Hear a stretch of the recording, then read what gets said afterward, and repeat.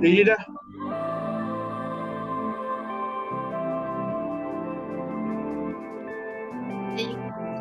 Cik Syuhada dah ready eh? Tadi saya nak share screen dah.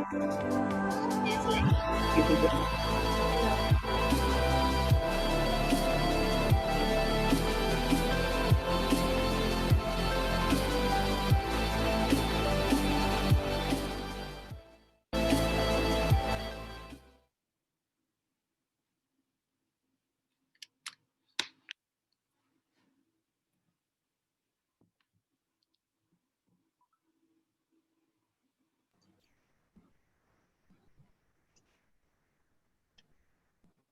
Dah mula ke?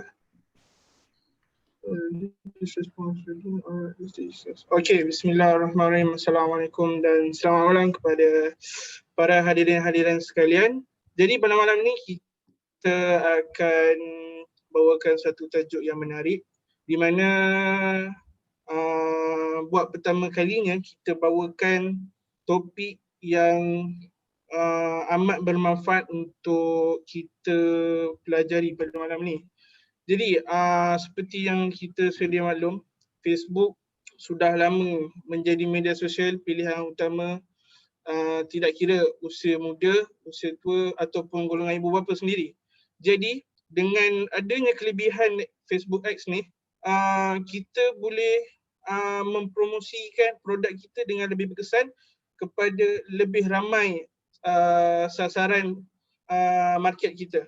Jadi untuk kita tahu lebih lanjut bagaimana FBS ni membantu untuk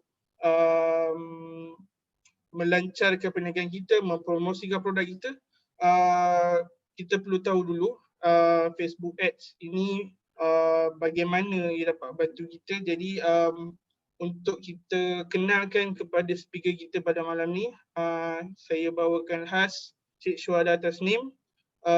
Sedikit sebanyak tentang Cik Syuhada Tasnim. Beliau merupakan graduan daripada Universiti Malaysia Perlis dan menghabiskan pelajaran dalam jurusan kejuruteraan.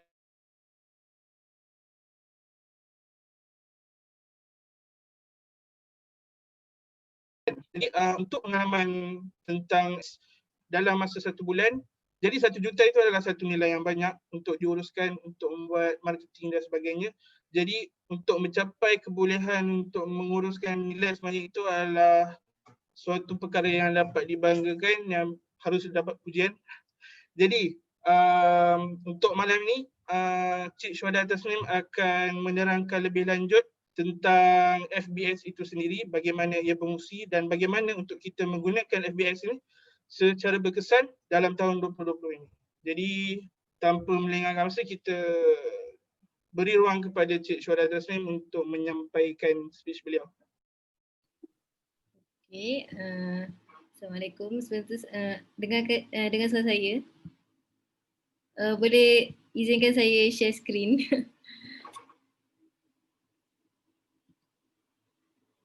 Okay.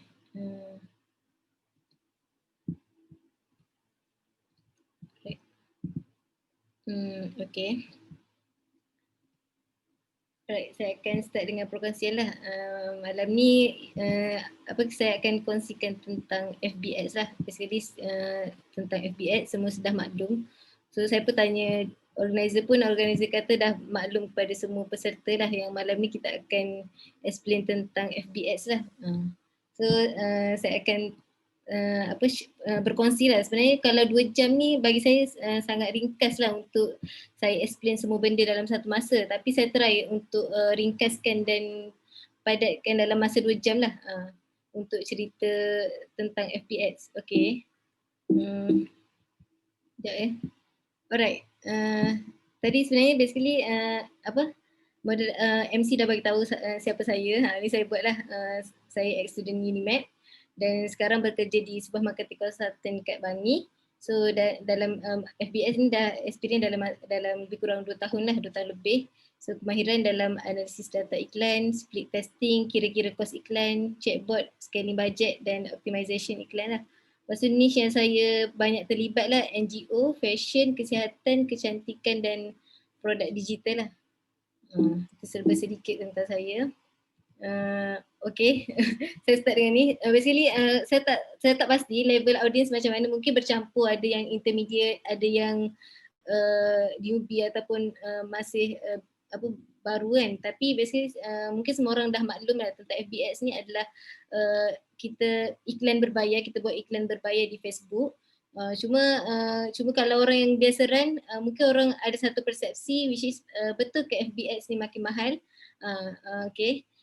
So maaf saya start dengan ni. Okay, so sebenarnya FBX saya tak nafi makin tahun makin mahal lah, sebab kita kena tahu bila kompetitor makin ramai, so kita compete antara satu sama lain lah. So mahal tu ya tak nafi, tapi bila kita tahu game dia, insyaAllah kita masih ada ruang lah kalau kita nak jana pendapatan dekat FBX, sebab masih ramai orang sekarang buat duit dengan FBX. Maksudnya FBX tu masih relevan lah untuk 2020. Okay, saya terus straight to the point lah. Mungkin last kali nanti boleh tanya soalan, sebab sekarang tak boleh nak Q&A terus kan, tak boleh nak sesi ada two-way communication. Okay, sekarang okay, apa persediaan kalau semua kalau yang mendengar ni ada niat atau ada intention nak buat FBX, apa persediaan sebelum buat FBX lah. So pertama kena ada satu mindset lah, mindset investment. Berapa kos yang sanggup kita laburkan. Ada orang dia nak dapat pulangan yang banyak tapi dia tak sanggup invest. So kita kan tahu sebenarnya duit yang kita laburkan dalam FBX adalah sebahagian daripada investment lah. Kita invest dan kita dapat pulangan.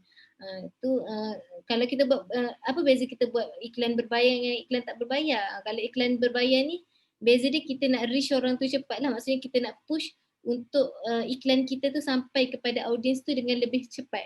Berbanding kalau kita buat secara organik, maksudnya organik ni kita tak ada push daripada mana-mana lah. Kita yang post di grup secara manual, kita blast dekat grup WhatsApp, blast dekat grup Facebook dan sebagainya lah.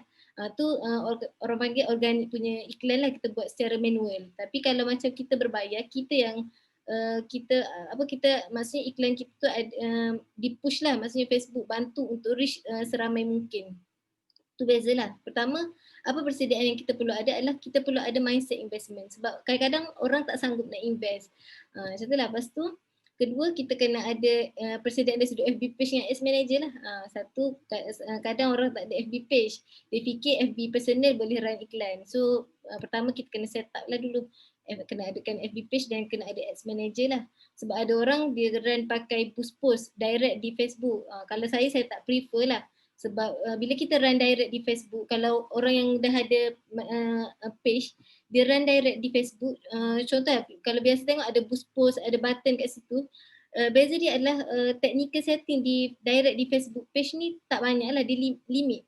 So kalau kita ada ads manager, banyak benda yang kita boleh explore, banyak data yang kita boleh baca, banyak benda yang kita boleh buat lah di ads manager. That's why kalau saya memang prefer pakai, kalau nak run betul-betul serius nak run iklan, kena ada ads manager lah dengan FB page.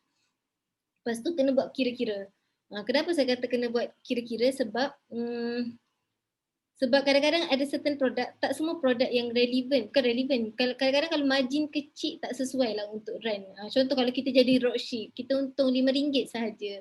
Macam mana kita nak run iklan dengan kos untung hanya sedikit, kita nak bayar lagi untuk investment. So kita kena buat kiraan lah untuk bila kita ada pada situasi tu, pada situasi kita margin kecil dan sebagainya lah. Okey, yang last sekali kita kena pastikan produk yang kita nak buat tu, nak kita run iklan di Facebook tu adalah produk yang dibolehkan lah. Maksudnya kita kena elakkan produk sensitif. Sebab kalau kita run produk sensitif macam produk kesihatan lah especially, macam kadang-kadang ada orang run ubat kuat dan sebagainya, benda-benda tu dia terlampau sensitif. So dia boleh menyebabkan akaun kita sering di flag daripada Facebook lah. Itu persediaan yang perlu kita ada lah sebelum kita buat iklan di Facebook Ads. Okay, apa yang dimaksudkan saya cakap mindset investment? Pertamanya adalah kita kena kenal pasti berapa duit yang kita sanggup bakar pada permulaan. Macam saya sebut tadi lah, kalau kita ada RM200, kita dah tahu 200 ni hanya duit permulaan yang kita sanggup bakar. Sebab duit yang kita sebab duit bakar tu merangkumi fasa split test iklan dan yuran belajar untuk diri kita sendiri. Kenapa saya sebut yuran belajar? Sebenarnya kalau perkataan tak sopan sikit, yuran kebodohan lah. Mungkin along the way kita tengah run iklan dan sebagainya, kita akan belajar, kita akan buat silap dan sebagainya. Itu dipanggil yuran kebodohan ataupun yuran belajar. Kita invest untuk diri kita lah. Mungkin akan ada kerugian pada permulaan lah. So yang ketiga adalah kita kena tahu dalam setiap produk yang kita nak jual tu, kita kena kira-kira berapa kos iklan maksimum yang kita sanggup laburkan supaya dapat kawal iklan, sama ada rugi atau tak. Kalau kita dah tahu kira-kira tu, contoh kita cakap untuk satu produk kita hanya sanggup untuk laburkan RM5. So kita dah tahu maksimum RM5. Kalau dah nak capai kita punya KPI maksimum tu, bermaksud kita dah tahulah iklan kita tu rugi ataupun tidak lah. That's why kita penting buat calculation. Bukan boleh sembrono je run ya. Itu pertama ya. Yang kedua yang saya sebut tadi, FB page dan ads manager. FB page saya tahu semua dah maklum. Dan ads manager dia punya display ataupun feature-nya macam ni lah. Kalau sebelum tahu macam ni, kita akan run iklan dekat sini. Nanti saya akan cuba sentuh, kalau sempat saya akan cuba sentuh tentang technical ads manager lah. Okey, buat kira-kira semasa berapa maksimum ads yang boleh laburkan. Pertama, boleh kira berapa margin produk, untung kasar. Untung kasar suatu produk, contoh kita untung RM50. Okey, lepas tu berapa maksimum cost per lead. Cost per lead ni adalah cost per satu prospek. Berapa target conversion kita, closing rate. Closing rate ni adalah contoh 10 customer masuk, satu sahaja kita boleh close, tu closing rate. Satu ratio, dari 10 ratio 1 kan. Dan kita ingat nombor-nombor di atas ni, nombor magic yang saya maksudkan adalah KPI kita. Mungkin anda kurang faham sebab saya pada peringkat awal ni, kalau newbie mungkin dia agak kurang jelas apa yang saya cuba explain. InsyaAllah untuk next slide saya akan terangkan lagi detail lah. Okay. Apa yang saya maksudkan margin produk? Minta maaf tadi, untung bersih tu adalah margin kasar, tolak semua cost overhead. Dapatlah untung bersih. Sebagai contoh, saya buat margin kasar kan. Okay.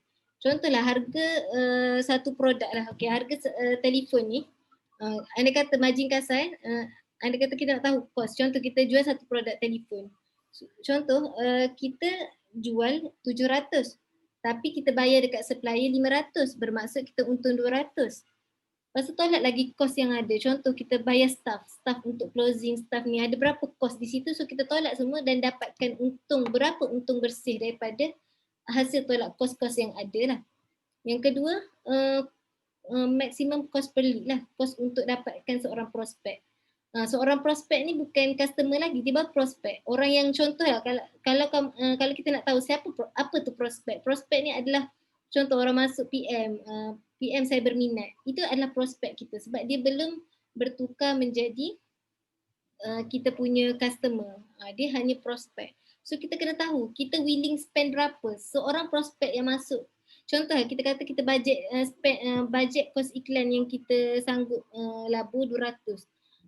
okay, berapa kita untuk dapatkan cost per customer tu berapa, kita kena buat calculation. Nanti saya akan terangkan lah.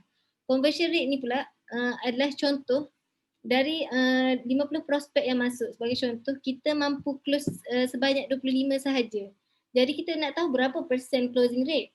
So closing rate ni adalah close, contoh close 25. Kita berjaya close ni bermaksud dia prospek tadi 50 prospek berjaya tukar menjadi customer. Di situ kita panggil close. Contoh kita close 25 orang. So bahagi dengan total jumlah prospek yang masuk darab 100. Itu percentage closing rate. Biasanya kalau orang closing rate ni 10 ke 30% tu dah cukup baik. Maksudnya kalau makna kata kalau kita dapat close sebanyak 50% tu maksudnya kita sangat hebat lah. Kadang-kadang orang dia mampu bawa cost per lead tu murah. Cost per lead maksud dia buat iklan, contoh dia buat iklan RM100 sehari. Okay, saya buat ni lah gambaran supaya anda semua nampak. Contoh, kita spend iklan kepada Facebook, kita bayar RM100 sehari. Andai kata kita spend RM100, 100 WhatsApp yang masuk. Itulah 100 lead. Sama ada WhatsApp ataupun dia pergi inbox dekat message, Facebook ke, text dekat Messenger ke. Okay, contoh secara total 100 prospek yang masuk, belum membeli lagi. So berapa cost per lead? Cost per lead dia adalah RM1. Andai kata anda mampu untuk close 50%, bermaksud 50 orang lah. Tu tinggi lah. Sebenarnya kalau boleh daripada 100 dah boleh close 10 ke 30 orang tu dah cukup baik lah sebenarnya. Dari sudut percentage lah sebenarnya. So kita kena kenal pasti kekuatan kita lah. Kita ada skill tak dalam closing rate ni juga. Bukan kita fokus kepada iklan sahajalah. Closing rate ni juga main peranan. Okay. Alright. Okay, ni sebagai contoh. Kalau yang masih baru tak tahu nak kira cost per lead tadi kan, berapa aku sanggup invest untuk cost per lead. Macam saya cerita tadi, contoh handphone berharga RM1,000. Setelah tolak margin kasar, kita untung RM200. Berapa cost per lead yang kita sanggup untuk invest dalam kita menjual tadi lah. Pertama macam ni lah, saya buat formula ringkas lah. Sebenarnya banyak konsep lah sebenarnya, orang create banyak formula sebenarnya. Ni saya buat ringkas based on sebab saya faham kalau pelajar universiti tak ada kos yang banyak kan. So mungkinlah kita, contoh kita ada kos marketing, kita individu, kita rasa kita mampu willing nak spend 200. Okay. Sebagai contoh, untuk dapatkan satu pelanggan 10 orang prospek, ni sebagai contoh anda punya closing rate, jelas ke saya risau? Okay, contoh closing rate anda 10%, 10% lah. Okay, bermaksud kalau 10 orang masuk, anda mampu close satu. Okay, maximum cost per lead, okay, maximum cost per lead RM200 tadi bahagi dengan 10. So kita akan dapatlah cost per lead kita adalah RM20 per cost per lead lah. Tapi ni kiraan based on budget awal. Tapi kita kena kira juga based on untung margin kita. Andai kata untung margin kita RM30 ataupun untung margin tadi adalah sebanyak RM20. Berbaloi ke cost per lead RM20? Dia tak rugi lagi tapi dia hampir-hampir rugi. Dia faham tak? 20-20. 20 kita labur, 20 kita ni. Jelas ke? Risau lah. Tak tahu. Okay, tak apa. Saya cerita sebagai contoh. Okay, agent Coway. Saya bagi contoh. Okay, contohlah orang buat agent Coway ni nak run iklan. Okay, dia jual penapis air Coway. Harga komisen dia, harga dijual RM4,000. Harga komisen dia RM500. Okay, contoh, ni situasi kalau berapa maksimum cost iklan untuk dapatkan, ni saya terangkan dah tadi lah, untuk dapatkan satu pelanggan. Contohlah, anda punya closing rate 10%. So bermaksud kalau 10 customer yang mampu masuk, anda boleh close satu orang, bermaksud closing rate anda 10% lah. Tu anda punya level lah. Anda kena pasti anda ni level 10% ke, 15% ke. Kalau dah pernah buat jualan sebelum ni mungkin dah tahu. Okay, daripada 3 prospek yang masuk, aku ni mampu close berapa. So daripada berapa peruntukan marketing yang kita boleh buat, contoh 200 tadi, bahagilah dengan 10. Maksudnya setiap RM20 cost per lead. Tapi kalau macam teori saya, ni teori kawan saya lah. Kalau macam teori saya macam ni. kita komisen 500 kan. Andai kata dapat kos per lead 200.5 ataupun kos per customer 200.5, masih berbaloi ke tak? Berbaloi lah kan sebab untung kita 500. Kalau contoh kita labur 500 pun kita dapat komisen 500, dia still tak rugi. Faham tak? Kita kena pasti margin tu. Dan berapa kita nak set maksimum KPI semua tu diri kita yang set. Based on business masing-masing. Berapa willing kita nak spend. Faham tak sekarang? Contoh saya jual botol air lah. Saya jual botol air, saya untung RM20 daripada botol air ni. Saya dah cakap daripada RM20 ni saya hanya nak invest RM5 per custom per apa orang kata per WhatsApp. Faham tak? Maksudnya saya ada RM15 lagi untung setelah tolak kos marketing. Tu kena pasti kat situ lah. Okay, contoh kedua saya bagi. Contoh kedua, contoh kita jual tudung labuh RM63.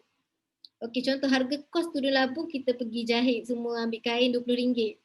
Lepas tu postage RM10. Untung RM5. Contohlah kita ambil untung sikit je RM5. Kos lain RM5. Jadi kos marketing RM23. 63 tolak 20 berapa? 43 kan? 43 tolak 20. Okay, kita dah siap-siap kira. Macam ni cara kiraan dia. Satu lagi kaedah. Okay, nak saya terang kat sini. Okay, RM63.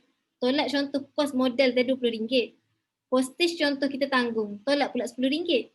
So 63 tolak 30 bermaksud RM33. Lepas tu kita cakap lah, okay aku nak ambil lah. Untung aku RM5 pun dah cukup. Okay, untung RM5. Okay, 63 tolak 30 ada 33. 33 tolak 5, 27. Betul tak? RM27. Tolak lagi ada kos lain-lain. Contohlah kos transportation dan sebagainya, RM5. So 27 tolak 5, 23. So kita tahu maksimum kos yang kita willing nak spend adalah RM23. Setelah kita tolak dah kos untung kita dah ambil dah, okay, aku untung RM5 permulaan ni pun dah tak apa. Bermaksud kita dah tahulah kalau dah RM23 ni aku sanggup labung untuk selai tudung. Macam tu. Okay. Ni samalah. Dan kos marketing, cara kira untuk dapatkan ni sama macam tadi. Okay, saya skip kat sini. Okay. Mak saya punya Facebook, saya punya slide tak tersusun. Okay. Produk yang tadi saya terangkan, sebab calculation ni akan ada lagi untuk next. Cuma produk tadi yang saya masukkan yang tak boleh diiklankan di Facebook, antaranya saya sebut tadi ubat kuat air. Contoh lain tembakau, rokok, vape dan seakan dengannya lah, dadah, senjata, benda-benda yang sangat sensitif ni tak boleh lah. MLM, loan, body part, vaksin, judi, dating punya apa-apalah. Tu yang antara yang tak boleh lah. Benda-benda sensitif, Facebook sangat dia cepat trigger lah dan akaun kita cepat boleh deflect. Okay, sebenarnya saya akan terus jump kepada technical setting lah sebab saya expect orang mesti akan nak tahu benda macam mana balik terus nak buat kan. So saya cuba cuba ajarlah basic-basic benda yang boleh buat sebab last 2 week lah saya ada personal coaching. Saya ajar orang yang newbie dan average umur dia pun dah 30 ke atas lah. Maksudnya berbanding adik-adik ni mungkin lagi boleh serap, maksudnya dah lagi familiar dengan IT kan berbanding orang yang lagi senior daripada kita kan. Tapi alhamdulillah so far balik daripada tu diorang apply apa yang saya share. So diorang terus boleh buat sale lah. So itu saya punya KPI malam ni. Saya tahu mungkin ada penerangan yang kurang jelas tapi saya expect pendengar ataupun adik-adik malam ni boleh terus balik apply dan terus boleh buat sale dengan FBX lah dengan cara yang betul lah. Okay, pertama kenapa saya explain benda-benda ni supaya kejap lagi technical part tu semua orang boleh faham dengan senang nak faham lah.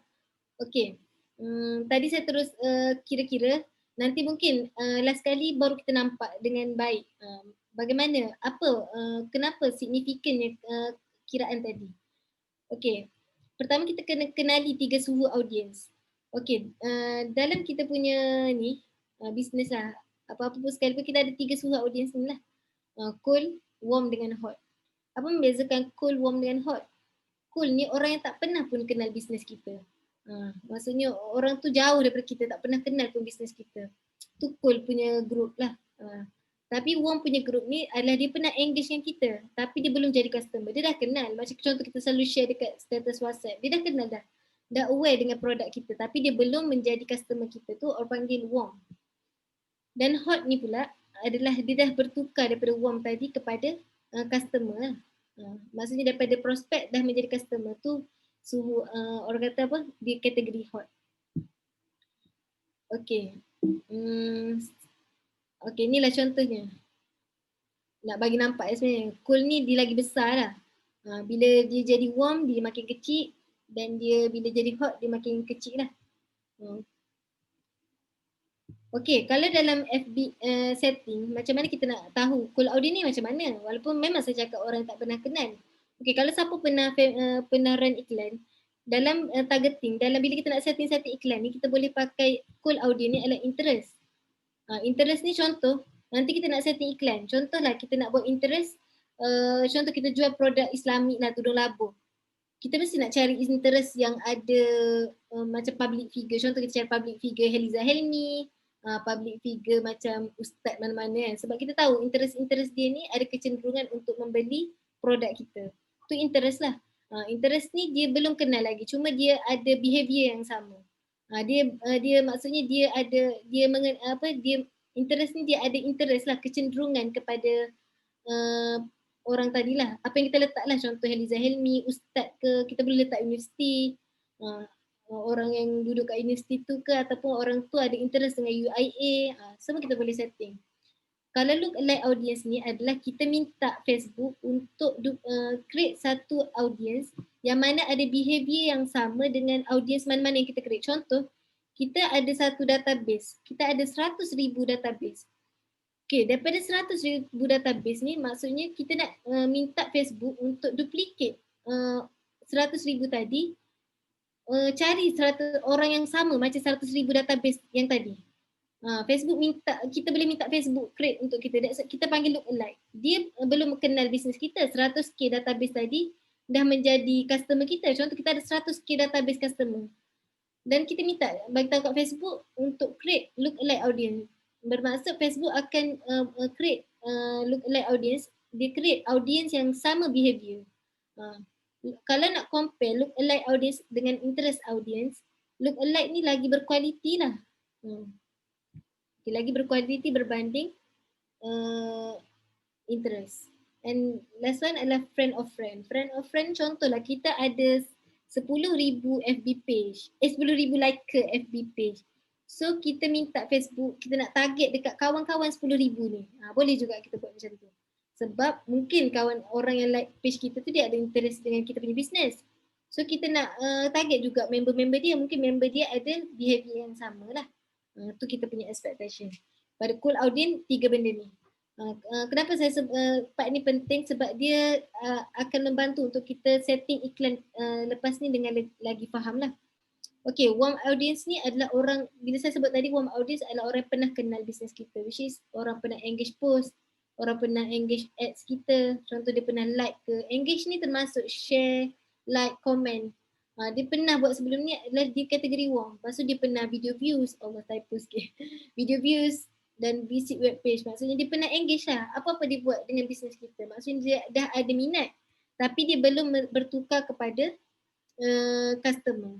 Tu orang panggil kategori warm lah. Sama ada dia masuk website kita saja atau ditonton video kita. Itu kategori warm audience. Macam mana pula dengan hot audience? Hot audience ni adalah dia dah bertukar menjadi customer ataupun prospek kita lah. Itu kategori hot audience lah. Okay. Okay, saya akan ceritakan tentang fungsi objektif. Okay, fungsi objektif. Okay, inilah kita akan run iklan macam ni. Macam saya explain tadi kat Ads Manager. Kejap lagi saya akan buka Ads Manager dan saya akan explain macam mana setting-setting dalam tu. Sebab ada orang dia run pakai FB direct. Saya tak prefer sebab nanti awak tak boleh baca data dalam tu. That's why saya kata kita kena run dekat Ads Manager lah. Okay, saya cerita fungsi. Kenapa fungsi objektif ni sangat penting? Kerana dia memberi kesan kepada macam mana kita nak baca data. Okay. Sebab ramai orang komplain, kenapa result saya tak dapat macam ni? Kenapa WhatsApp tak masuk? Saya bertanya, awak pakai objektif apa? Dia kata dia pakai objektif message. Saya cakap memang betul lah tak masuk, saya cakap tu.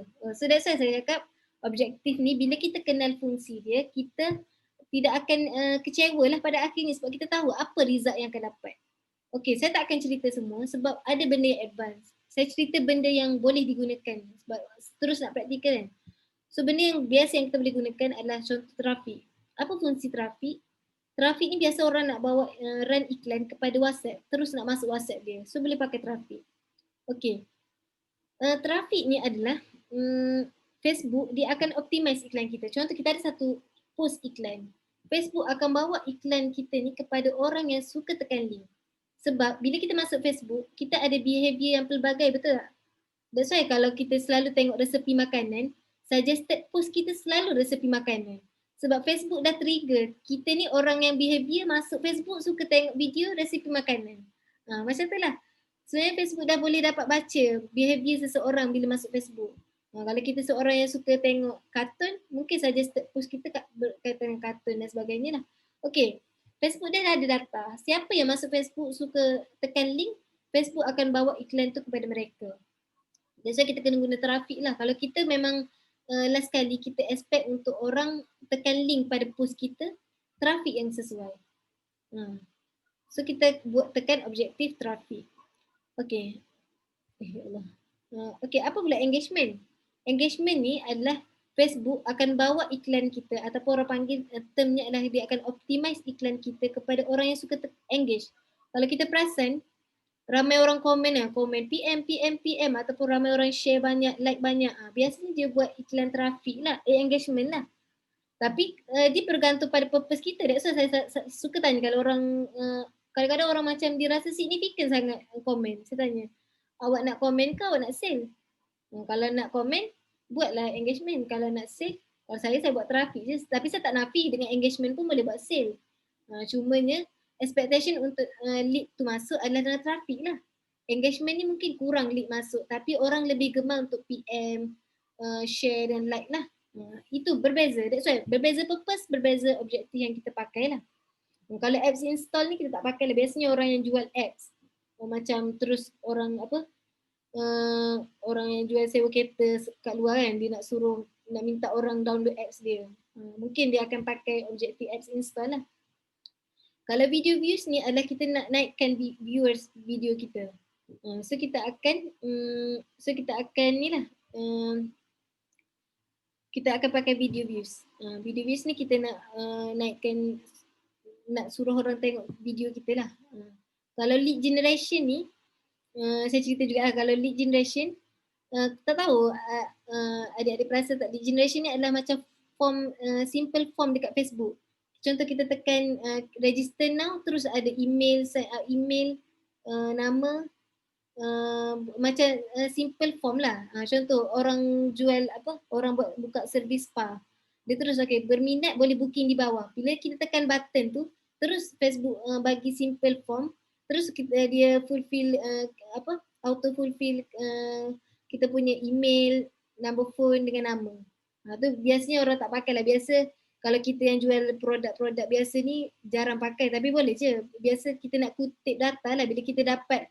Contoh setengah orang-orang spa ni dia nak pakai kutip database. Contoh dia dah kutip database, banyak orang register, so dia call balik. Call, setuju tak untuk booking tarikh-tarikh ni dan sebagainya lah. Tu biasa sesuai untuk servis-servis macam tu lah. Biasa kalau kita jual produk jarang lah orang guna. Tapi nak test tak ada masalah. Okay, yang message. Kalau message ni kita kena expect bahawa Facebook akan optimize iklan kita untuk orang tekan button send message dan masuk kepada kita punya inbox. Kalau kita suka layan dekat inbox, boleh pakai message.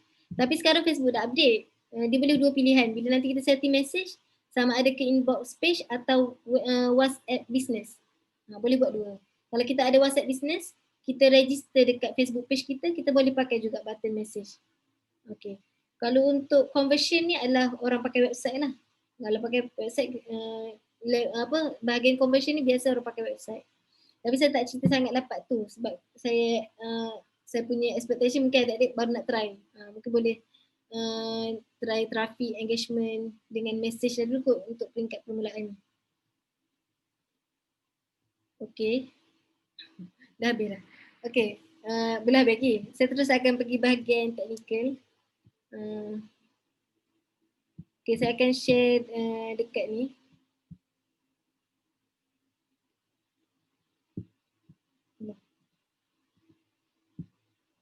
Sekejap Okey. Ni abaikan saja. Okey. Ni contoh akaun contoh. Okey. Okey, contoh ni dia punya ni lah. Saya tak pasti semua orang yang menonton ni dah pernah ada bermain ke dengan Ads Manager, saya tak pastilah. Nanti search je, kalau tak pernah boleh search je dekat Google Ads Manager.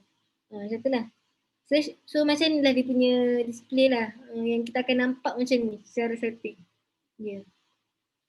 Basically malam ni saya cerita asas je, asalkan boleh run satu iklan lepas ni pun dah okey. Sebab kalau saya nak ajar advance tak sempat kan. Okey.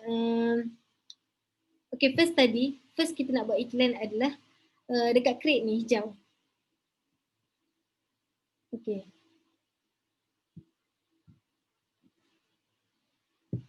Okey, sekejap. Kenapa kita tak salah? Okay, nampak tak objektif yang saya screenshot tadi? Inilah objektif dia. Okey, sebelum tu saya explain dulu. Dalam Ads Manager ni ada 3 bahagian yang kita kena tahulah secara asasnya. Banyak lagi bahagian sebenarnya. Dalam Ads Manager ni sangat banyak lagi kat sini. Tapi saya tak akan explain satu-satulah. Basically saya akan explain yang asas dulu. Biar semua orang boleh buat iklan pertama pun dah cukup bagi saya lah.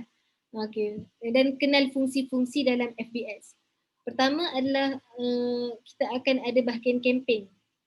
Okay. Yang kedua adalah ad set dan yang last sekali adalah ads. Kita ada 3 bahagian lah. Ad set, ads dan campaign. Okay. Apa tu campaign? Campaign ni adalah tempat kita pilih objektif. Tadilah. First sebenarnya kita kena structure dulu kita punya iklan ni atau kita kena plan. First kita nak buat apa? Contoh iklan untuk apa? Cool marketing, cool punya audience ke kita nak buat iklan apa? So kita kena tahu itu dulu. Dan kita kena pasti satu kita nak buat iklan untuk audience yang mana, cool, warm ataupun hot. Tu kena tahu dulu benda pertama. Yang kedua adalah kita kena tahu kita nak bawa iklan tu ke mana. Contoh kalau kita nak bawa iklan kita ke Facebook, ke team sale, so kita senang untuk decide objektif mana yang kita boleh pakai. Faham tak? Okay. So contoh pertama, kita create dulu. Bila dah dapat ni interface macam ni, terus tekan create. So macam ni lah dia punya, kita akan nampak macam ni first. Kita nak create new campaign. Okay, apa objektif yang nak pakai? Saya bagi assumption lah, bagi contoh, saya tak tahu kan sebab tak boleh interaksi sekarang. Contoh lah, kita nak bawa iklan ke WhatsApp. So kita pakai traffic. Okay. Okay, traffic continue. Continue dulu.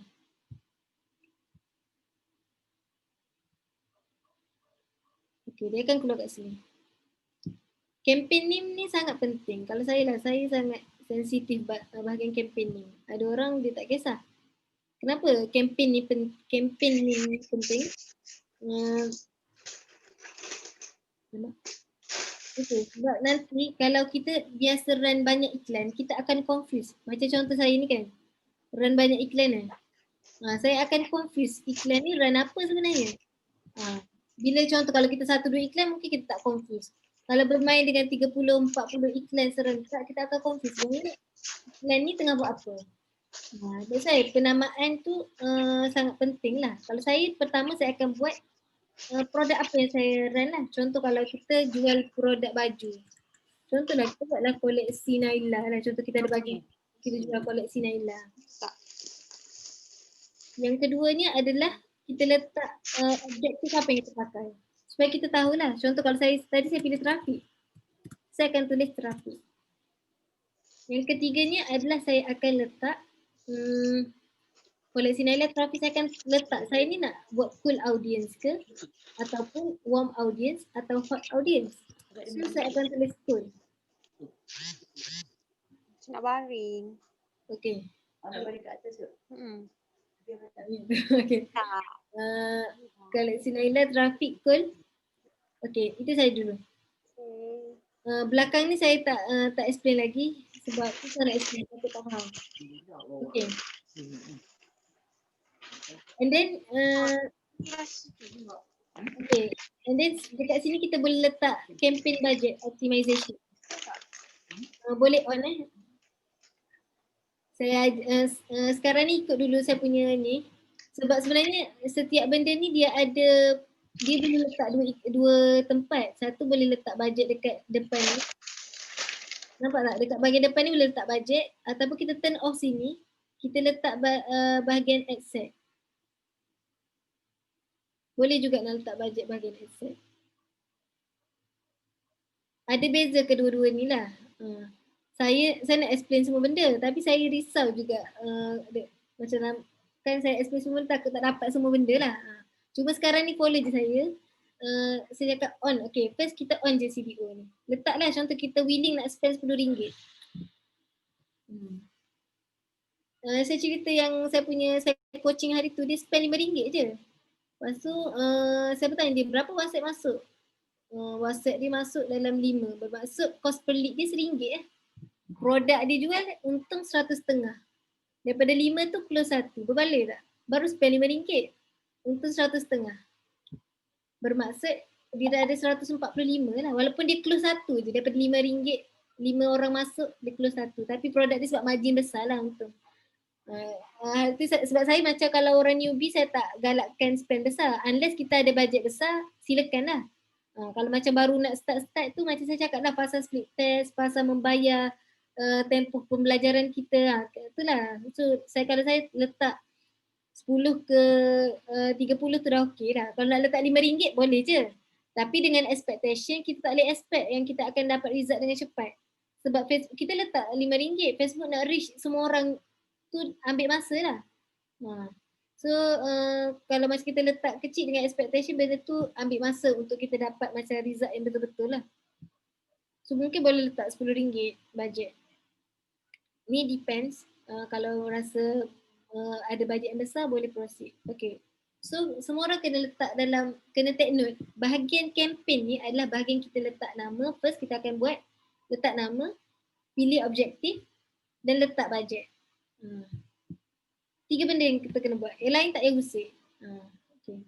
Saya tak cerita lapat lain walaupun ada orang usik. Tapi saya nak cerita benda yang simple saja. Sebab kita ada 2 jam kan. Okay. And then kita akan tekan next. Selesai dah part 1. Okay.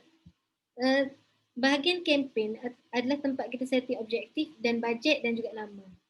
Apa pula, kan saya sebut tadi dalam FBS atau dalam Ads Manager ni ada 3 benda asas yang anda perlu tahu. Ada lagi benda lain tapi 3 benda asas yang malam ni saya nak tekankan lah. Yang keduanya adalah asset. Asset ni tempat buat apa? Kalau orang masuk asset, apa yang nak buat dalam asset? Asset ni adalah tempat kita setting audience. That's why first sebelum kita run ni kita kena clear dulu. Siapa target market kita? Umur berapa? Dia ni perempuan ke? Dia ni lelaki ke?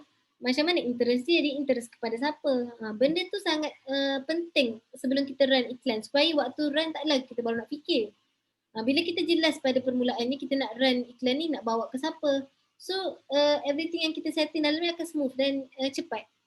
Kalau kita tak ada macam planning pada awal, kita tak plan, kita tak structure siapa audience kita tak tulis dulu. Kita tak list berapa umur audience kita, siapa yang akan nampak iklan ni, apa target audience kita. So bila kita tak buat macam tu, kita akan jadi blank dan kita akan lambat lah kat sini sebab kita nak fikir.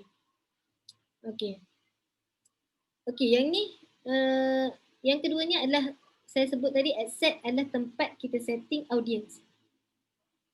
Okay, di sinilah audience yang kita boleh setting. Contoh age kita boleh custom lah. Kalau kita rasa nak umur 25 sampai 45. Ni boleh custom sendiri kat sini. Kalau perasan, contoh tu saya random letak. Kalau perasan dia berubah kat sini kan. Reach ni, maksudnya potential reach. Dia akan berubah lah. Dia sebenarnya dia tak signifikan sangat ni. Dan kalau kecil lagi mungkin dia akan kecil. Potential reach kat tepi ni. Potential reach ni dia akan berubah mengikut bajet dan audience yang kita buat lah. Ni contohlah kita jual tudung. So tudung kita ni sesuai umur 25 hingga 35. Okay, lepas tu contohlah kalau kita nak target Malaysia semua tak ada masalah. Kalau kita ada specific location, contoh kita ni jenis jual produk yang lokasi. Macam contoh kedai kan. Dia ada kedai dekat Gombak. So dia nak orang-orang area Gombak je lah yang nampak. Mungkin orang setapak. So dia bolehlah search Gombak contoh.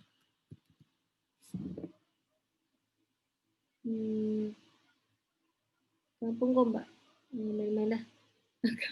Okay, contoh lah. Ni contoh je. Lepas ni drop pin ni boleh tambah. Sama ada kita nak zoom lagi ke. So drop pin ni kita nak pin juga. Macam orang dekat Selayang pun nampak juga. Contoh lah. Dia masih area dia lah sebenarnya tu. Lepas tu kita boleh custom juga kat sini. Kita nak berapa mile ni. Nak kecil lagi ke. Contoh lah. So ni kalau bagi location punya business lah. Benda ni boleh custom ikut, boleh drop pin lah nak orang-orang mana. Boleh tengok di cover kat mana. Maksudnya orang Sungai Buloh pun masih nampak iklan dia. Orang Bukit Tinggi pun masih nampak. Contoh lah. Ni bagi orang yang buat business by location. Kalau macam kita tak ada location, kita boleh je buat Malaysia je. Okay. Then gender. Gender ni ada orang all, boleh juga.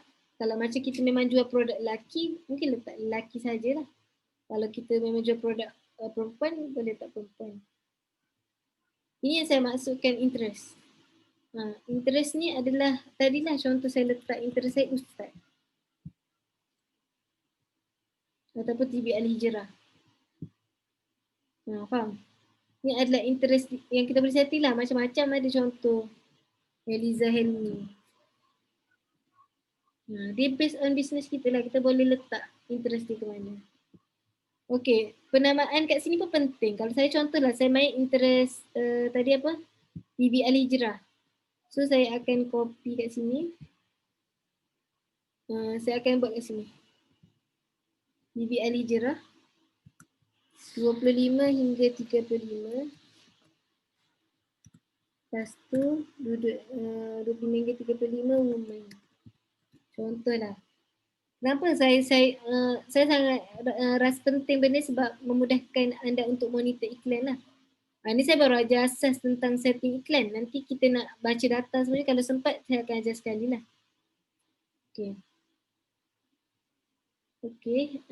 Okay. Tadi kan traffic. Optimization ni Facebook bagi pilihan. Kita nak link klik ke landing page view. Okay, saya cerita sikit. Dia ada beza tau link klik dengan landing page view. Okay, apa beza link klik? Kalau link klik ni, saya boleh cerita ratio dia sangat tinggi, sangat besar berbanding landing page view.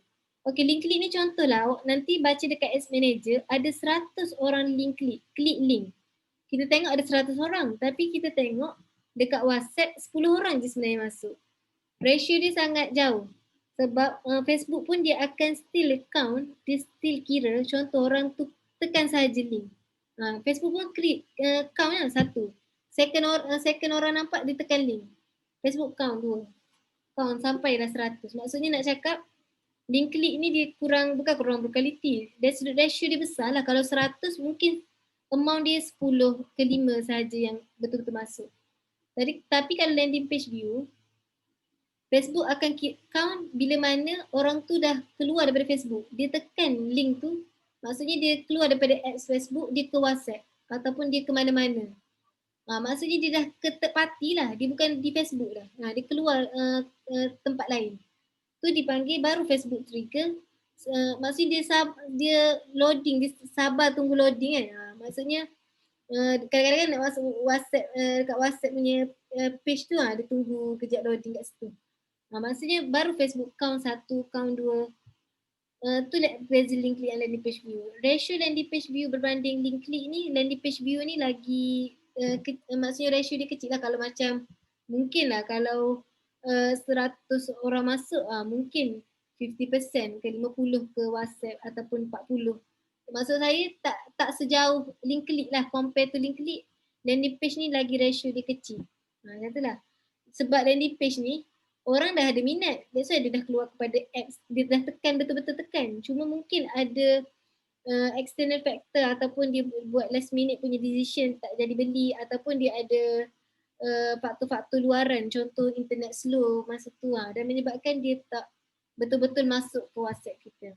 Tapi link click ni dia macam bukan tak adil, dia tak berapa accurate sebab orang tekan biasa-biasa tertekan pun Facebook still count lah. Itu beza dia lah. Okay, satu lagi saya tak explain lagi atas ni. Lupa. Ni boleh buat juga. Contoh TV Al Hijrah kita nak narrow lagi audience. Contoh kita nak target married people saja. Boleh buat lagi. Boleh tambah lah. Contoh kita nak kecilkan lagi audience. Audience ni kalau boleh jangan kecil sangat lah. 200 ke 300 tu 200 ke atas lah. Tapi kalau sampai juta-juta tu dia takes time jugalah. Nak betul-betul Facebook nak reach semua orang lah. Kalau untuk kita ni macam reach ni dah okey lah. Jangan kecil sangat. Jangan bawah 100 pula. Lepas tu ni tak payah tick. Language ni biasa letak lah English. Dia. Lepas tu kalau macam saya run iklan. Kalau saya buat full market, saya memang akan excludekan warm market. Faham tak? Maksudnya saya tak akan bagi orang yang like ke page saya nampak saya punya iklan. Kita boleh buatlah exclude people who like your page dan add lah page kita, type page kita kat situ. Kenapa saya buat macam tu? Supaya kita dapat membezakan iklan dekat full market ke dekat warm yang paling perform. Kalau dekat full pun kita campur sekali dengan warm market, nanti kita nak baca data tu bertindih lah. Sebab orang warm pun still nampak dekat iklan full. So bila kita betul-betul nak buat iklan cool market, kita memang kena betul-betul cool market punya ni lah. Lepas tu saya terlupa nak explain tadi part tu. Ni boleh lagi, saya tak ajar lagi macam mana nak create lookalike audience. Ada lagi, tapi tak apa yang tu. Boleh je search sebenarnya kat YouTube. Tapi secara asal sih boleh kenal setting-setting dalam ni pun dah cukup. So lagi lebih mudah faham kot. Okay. So next. Okay, tadi kita dah settle. Setting audience. Okay. Yang keduanya adalah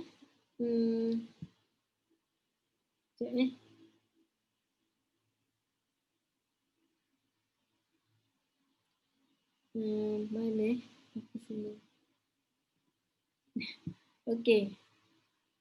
Ini sebagai contoh sebagai contoh.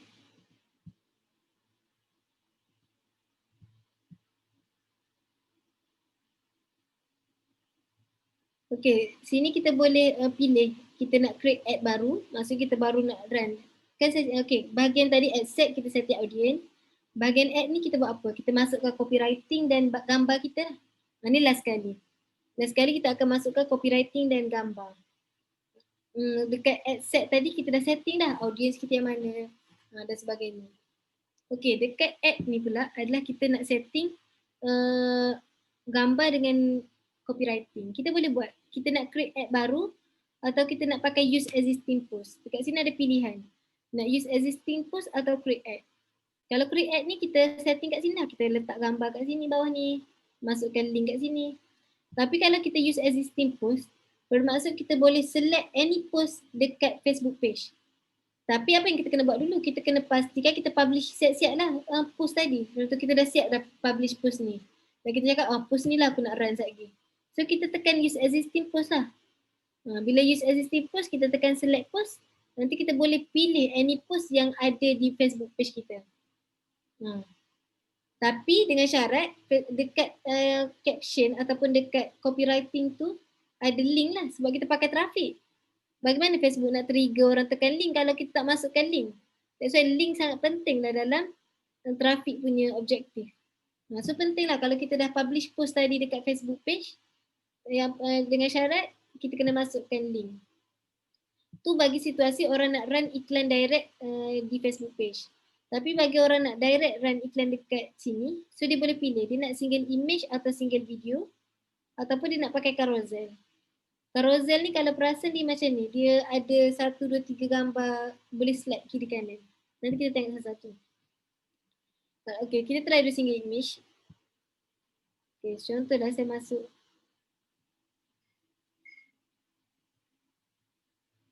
Ni sebagai contoh saya. Saya random ambil ni. Contoh.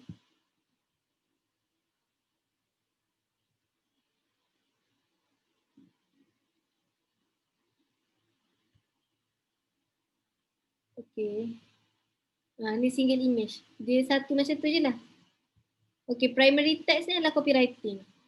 Tu saya cakap, first sebelum kita buat iklan, kita kena siapkan semua. Copywriting, gambar macam mana supaya kita tak blend. Dan kita tak lambat kat sini. So kalau copywriting contohlah, saya buat tadi. Okay, saya pun tak ada idea. Contohlah XXX. Inilah copywriting. Cuma Facebook akan nampak display kat sini tiga line je. 3 line je akan nampak. Kalau headline kita panjang sangat, that's why kita kena cuba ringkaskan supaya bila orang nampak iklan tu, dia nampak jelas apa yang kita nak bagi tahu. Baru dia akan, kalau dia berminat baru akan dia mungkin continue reading. Kalau dekat headline tu terlampau panjang, mungkin kat situ kita kena adjust lah. Kalau boleh macam pendek, kalau boleh biar orang yang first nampak tu dia jelas lah. Macam tu. Okay, kita boleh buat pilihan lah. Boleh buat pilihan. Boleh add option. Contoh kita nak tambah copywriting kedua. Dekat sini primary text ni, kita boleh tambah banyak copywriting. Sehingga 5 maksimum. Okay. Ni situasi kalau kita nak split test copywriting. Contoh kita ada 3 jenis copywriting. Kita nak split test lah. Copywriting mana yang perform. So dekat sini lah. Kita masuklah copywriting 1, copywriting 2 dan copywriting 3. Faham? Dekat primary text. Dekat headline ni kat sini.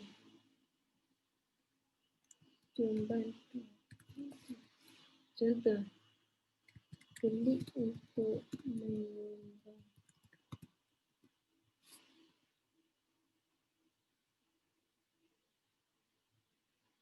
Sebagai contoh lah ni, nampak kat sini.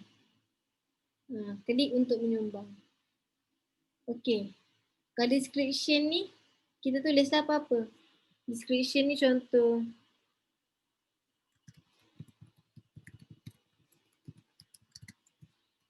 Saya bagi contoh. Okay, kalau tengok description supaya anda semua nampak fungsi setiap benda ni. Menyumbang serendah dalam 30, dia akan nampak kat sini. Kalau orang jual tudung mungkinlah beli 5 percuma 1 dekat atas sekali, dekat bowl tu. Dekat yang kecil tu mungkin klik butang sebelah untuk membeli. Contohlah macam tu lah. Tu situasi ni lah. Okay, dekat website URL ni, masukkan link WhatsApp kita lah. Kalau kita ada WhatsApp, masukkan link WhatsApp. Kalau kita nak bawa ke website, masukkan link ni lah website. Okay, display link ni ada kat atas ni. Kita nak orang nampak kita ni macam nak display link macam mana. Kadang-kadang link tu tak wujud pun, sekadar display je. Contohlah iium.edu.my.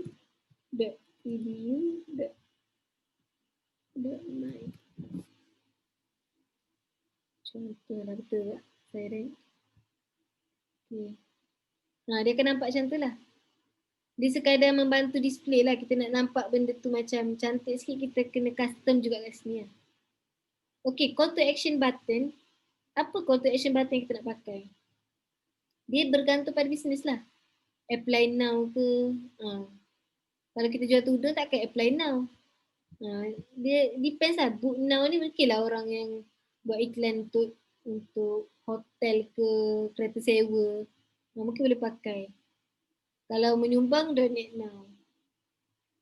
So button ni bergantung lah. Dia ikut kita. Ni bagi orang yang nak custom iklan kat sini lah. Okay. Ni situasi kalau kita tanpa dynamic kreatif. Saya tak cerita lagi tentang dynamic kreatif.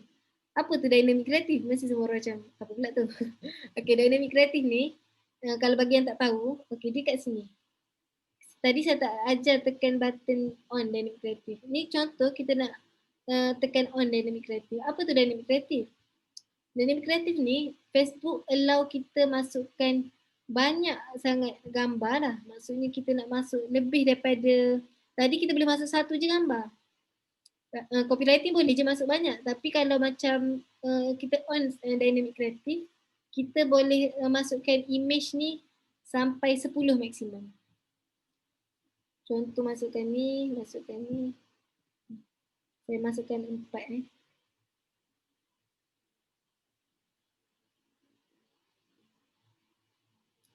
Okay. Okay, kita ada 4 gambar. Kita ada 3 copywriting. 4 kali 3 berapa? 12. Bermaksud kita ada 12 iklan. Facebook dia akan bantu, kalau kita buat cara macam ni, Facebook akan bantu meshkan. Contoh gambar 1 dengan copywriting 3 ke perform atau gambar 1 dengan copywriting 1 ke. Kita memberi pilihan yang banyak kepada Facebook untuk di split test. Sebab kadang-kadang kita expect gambar ni perform, tapi pada Facebook audience kita okey dengan gambar ni. Kita shoot cantik-cantik lah gambar ni, tapi Facebook rasa gambar ni lagi perform. Kalau kita tidak memberi pilihan kepada Facebook, maksudnya ataupun dengan kata lain kita tak ada buat split test, bermaksud Facebook tak boleh bantulah. Dia hanya ada satu pilihan sahaja. So macam kalau saya prefer buat kreatif yang banyak lah di bahagian belakang supaya kita memberi pilihan kepada Facebook lah untuk dia optimize iklan tu. Supaya dia tahu, okay, mungkin mesh copywriting 1 dengan gambar 1, copywriting 2 dengan gambar 2 dan sebagainya lah. Tu boleh buat cara. Kalau tak nak dynamic kreatif, boleh turn off dekat sini. Okay, turn off je lah. So dia boleh pakai satu single image je lah. Kalau nak ni maksudnya dia still single image tapi dia ada 12 iklan sebab 4 gambar, 3 copywriting, 4 kali 3, 12 iklan. Okay, macam mana pula carousel? Tadi single image. Okay. Carousel ni macam ni. Dia nak nampak macam slide lah. Kalau contoh kita jual fashion mungkin sesuai. Gambar koleksi ni, gambar colour lain. Boleh tak banyak-banyak lah.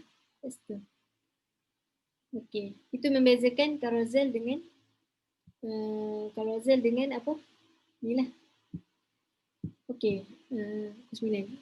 Okay. And then lepas kita setting semua, kita pun publish. Publish lah. Kita boleh view mobile version. View mobile version ni kita nak tengok display dekat setiap tempat ni lah. Dekat instant article macam mana dia naik. Macam ni. Kalau dekat right column macam ni. Dekat Instagram macam ni. Kalau dekat FB stories macam ni nampak dia. Kalau dekat maksudnya macam tu lah.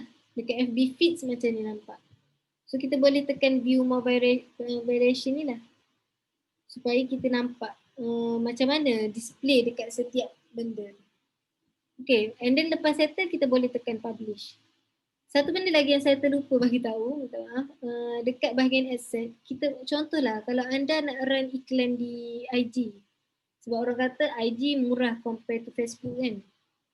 Sebab di IG kompetitor tak ramai, reason tu lah biasanya. Basically macam kalau kita tahu macam mana kita nak main game Facebook Ads ni, insyaAllah dia lebih kurang je sebenarnya cara setting dan sebagainya. Okay, satu lagi saya tak explain adalah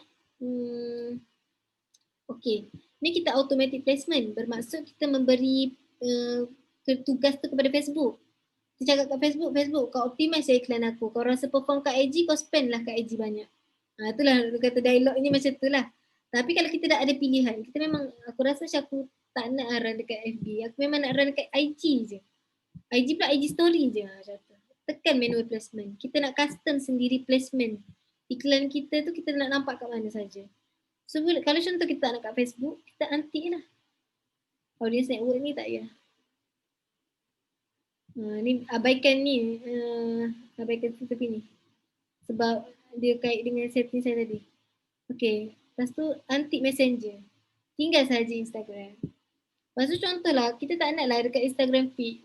Sebab kita punya image sesuai dekat IG. Sebab mungkin kita dah create video yang size IG ads kan. IG stories. Kita dah create. Kita dah design semua. So kita tak nak nampak dekat Instagram feed. Sebab kalau nampak kat Instagram feed tak sesuai size dia. So kita anti kat sini. Anti juga dekat, anti Instagram feed sebab kita tak nampak kat sini.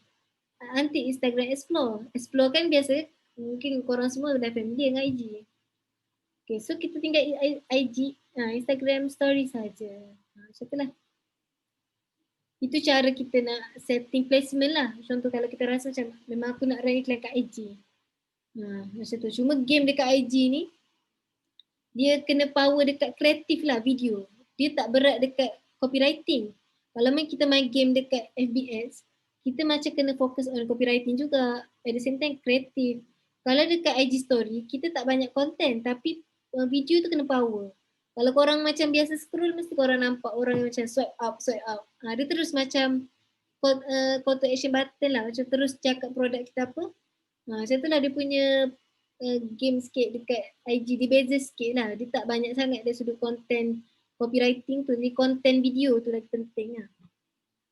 Sebab kalau perasan tu kita masuk IG berbeza dengan cara kita masuk Facebook. Kalau kita masuk Facebook kita nak membaca, kalau saya lah. Kita lebih kepada membaca caption-caption yang panjang. Kalau kita masuk kepada Instagram, kita lebih nak tengok gambar yang cantik. Kita jarang membaca caption. That's why macam dekat IG orang berbeza target market lah, berbeza orang lah. Orang suka main IG ni lebih kepada fokus gambar cantik, video yang menarik. Macam tu lah. So tu kalau kita nak main kat IG lah. So boleh anti kat sini lah.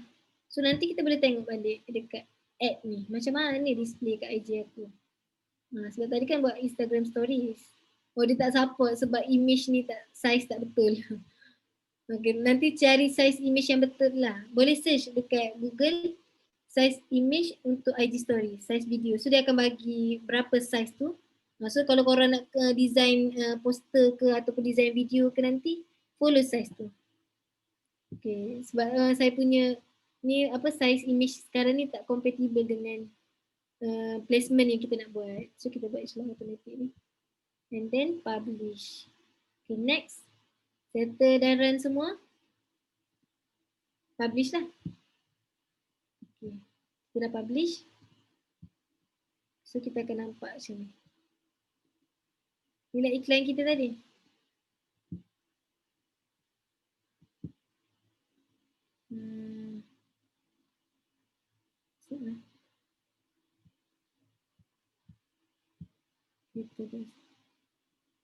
Okay, ni iklan kita.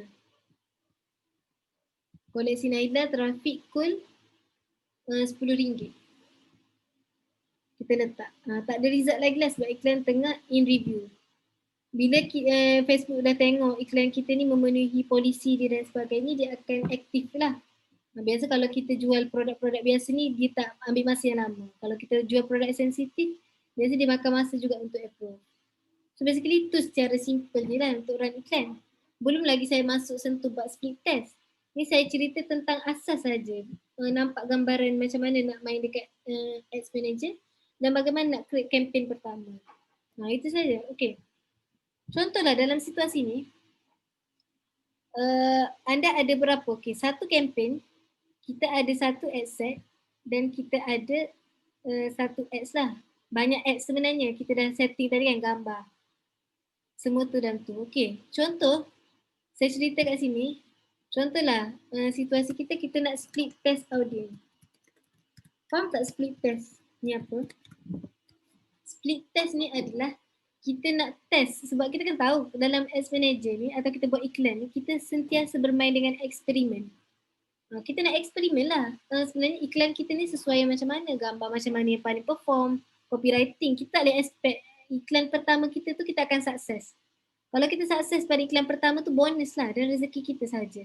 Jadi kita kena ada satu mindset yang betul. Bila kita first nak run ni, kita dah ada intention semua, dah bersedia, maksudnya kita akan labur lah pada mula-mulanya. Mungkin akan rugi. Cuma that's why saya cakap penting. Apa kita nak split test untuk ni? Contohlah, dalam situasi campaign ni, kita nak split test audience. Bermaksud, kita nak split test sama ada audiens TV Al-Hijrah atau audiens Heliza Helmi lagi perform. Okey, contoh kita belajar kalau orang ambil sains. Apa dalam satu kata apa? Dalam benda yang kita nak eksperimen, nak test, semua akan malar, constant. Akan ada satu variable, satu benda yang kita ubah. Okey, dalam situasi ni, kita nak split test audience. Bermaksud kita nak split test interest tadi. Kita nak tahu sama ada interest mana yang paling perform. So bermaksud kita duplicate saja. Tadi nampak saya duplicate. Maaf saya tak ni. Cerita dia, tekan je yang tadi ni. Sekejap saya buang balik. Okay, saya buang balik. Sebab lupa nak explain. Okay, tekan ni. Tekan button duplicate. Duplicate saja.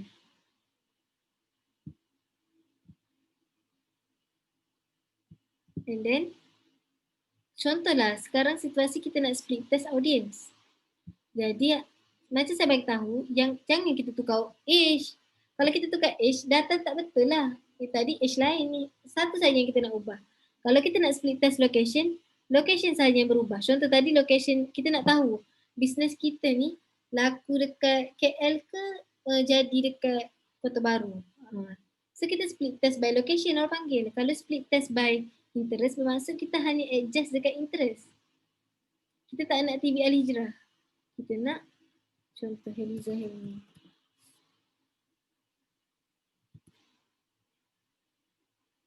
Okay.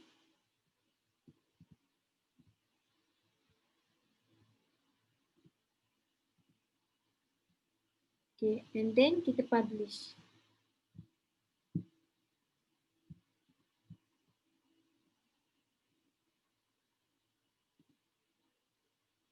Tunggu dia ni.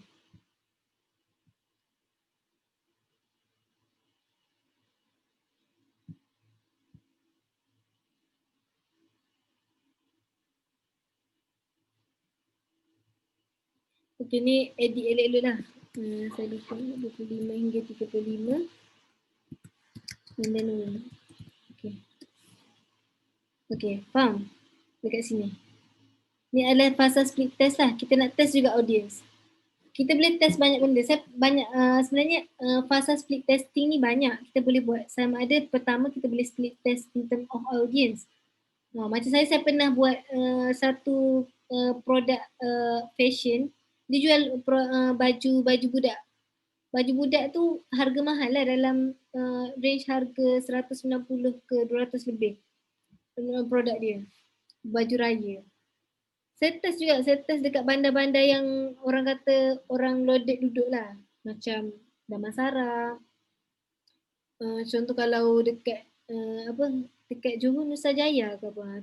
Lupa lah saya. Tapi maksudnya saya target location-location yang kita tahu orang yang berada kat situ. Setia Alam ke. Macam tu lah. So tu kita split test by location lah. Benda lain kita setting sama. Kita hanya ubah location. Supaya kita tahu sebenarnya ramai membeli tu datang daripada mana. Macam tu lah. Sebagai contoh.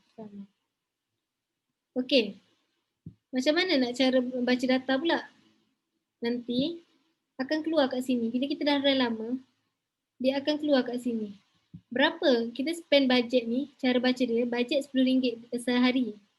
Okay, budget ni bermaksud apa yang kita setting tadi lah. Kita setting RM10 sehari.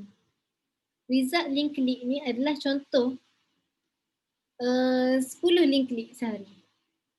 Okay, faham tak? Contoh kalau link, katakanlah 10.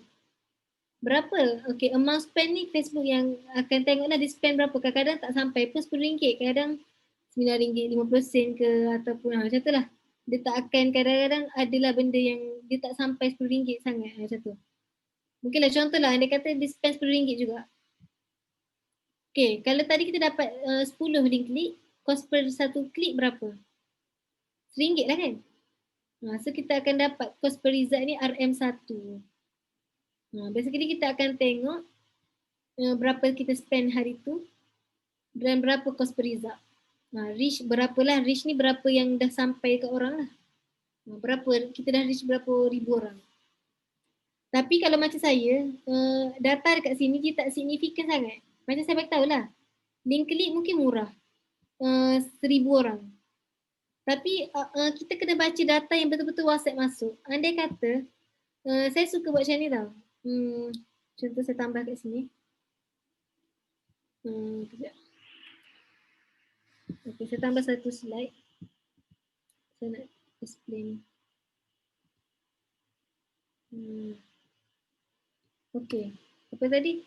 Okay, ni cara kita baca data. Kenapa saya cakap data ni penting? Supaya kita tahu kita spend hari tu berbaloi ke tak. Tapi yang penting kita kena tahu dulu berapa kos yang kita sanggup laburkan. Sebagai contoh tadi, kita dah spend RM10. Data ni kita perlu monitor setiap hari. Contoh hari ni kita bangun pagi, kita tengok data semalam. Okay, ni yesterday. Yesterday ataupun senang kata hari ni 3 bulan, 2 hari bulan 12. Kita tengok apa yang kita akan tengok dulu. Kos iklan. Okay, amount spent lah, kos iklan. Kalau perasan kat sini, nampak kan slide saya kan? Saya takut saya shock seseorang. Okay. Kos iklan. Ni, tengok amount spent kat sini. Kalau saya tunjuk contoh iklan saya. Contoh yesterday.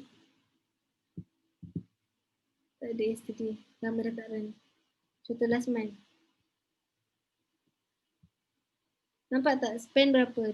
5,700. Inilah kos iklan. Kos yang dah kita bayar di Facebook. So kita tulislah.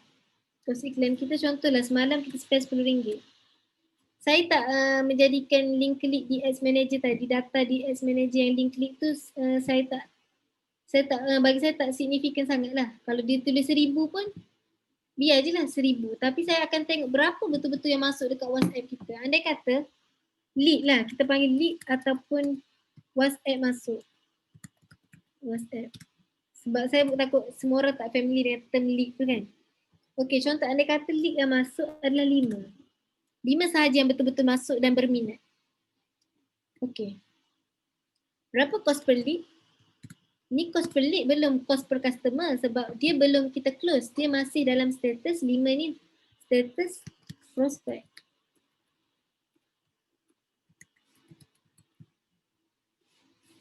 Berapa kos per satu prospek tadi? 5 orang yang WhatsApp kita dah spend 10. RM2. Okay, faham? 10 bagi 5 RM2. So kita tahulah. Sebenarnya that's why pertama tu kita kena tahu dulu kita sebenarnya kena dapatkan kos per lead tu berapa. Contoh kalau kita untung RM20, kos per lead RM2 masih berbaloi lah. Sebab kita masih lagi ada RM18. Kalau nak sedapnya buat calculation macam saya tadi. Saya ajar tadi. Nak tahu berapa kos per ni situasi tudung ni. Kita tolak terus RM63. Tolak kos modal 20 postage, kos lain-lain. Kita ambil terus. Kita tolak terus untung kita. Supaya kita tak adalah macam tak ada untung langsung.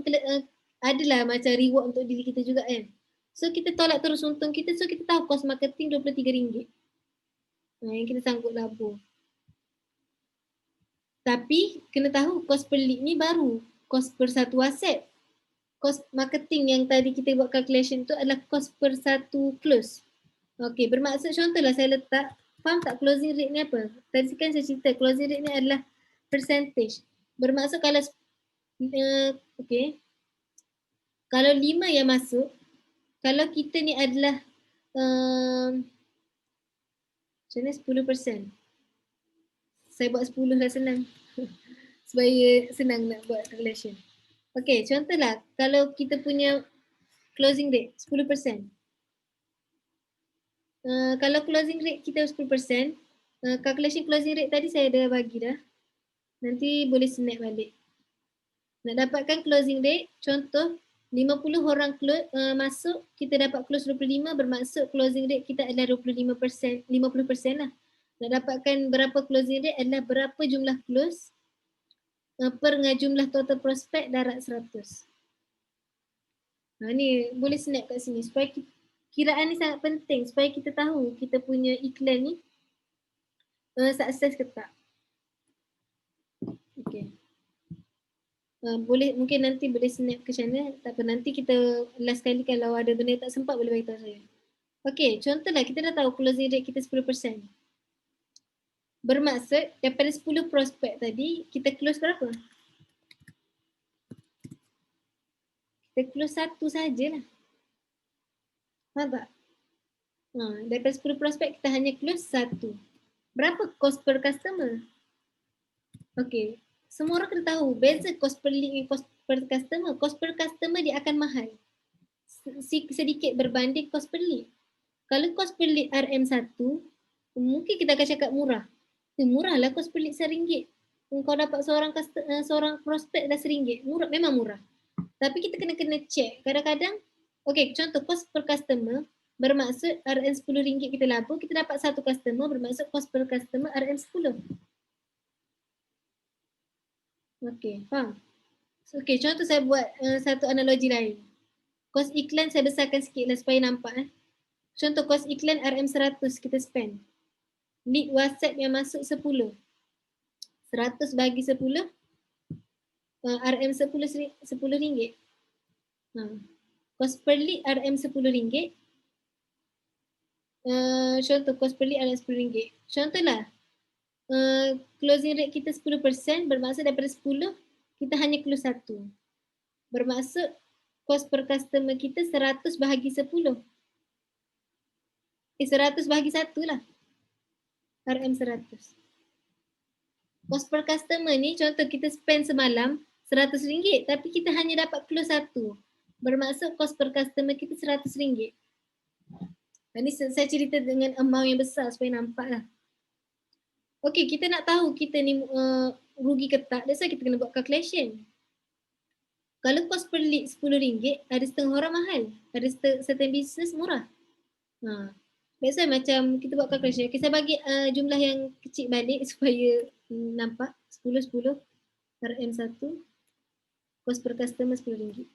Okay. Andai katalah kita punya KPI lah ataupun kita punya macam closing rate kita biasa setiap 10 kali WhatsApp masuk, satu je kita mampu close. Tu kita punya performance lah.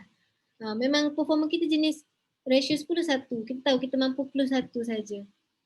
So, kalau cost per customer ni RM10 masih murah, maksudnya masih dalam KPI kita, kita teruskan iklan tu. Macam contoh, saya jual botol air. Botol air ni contoh harga 60.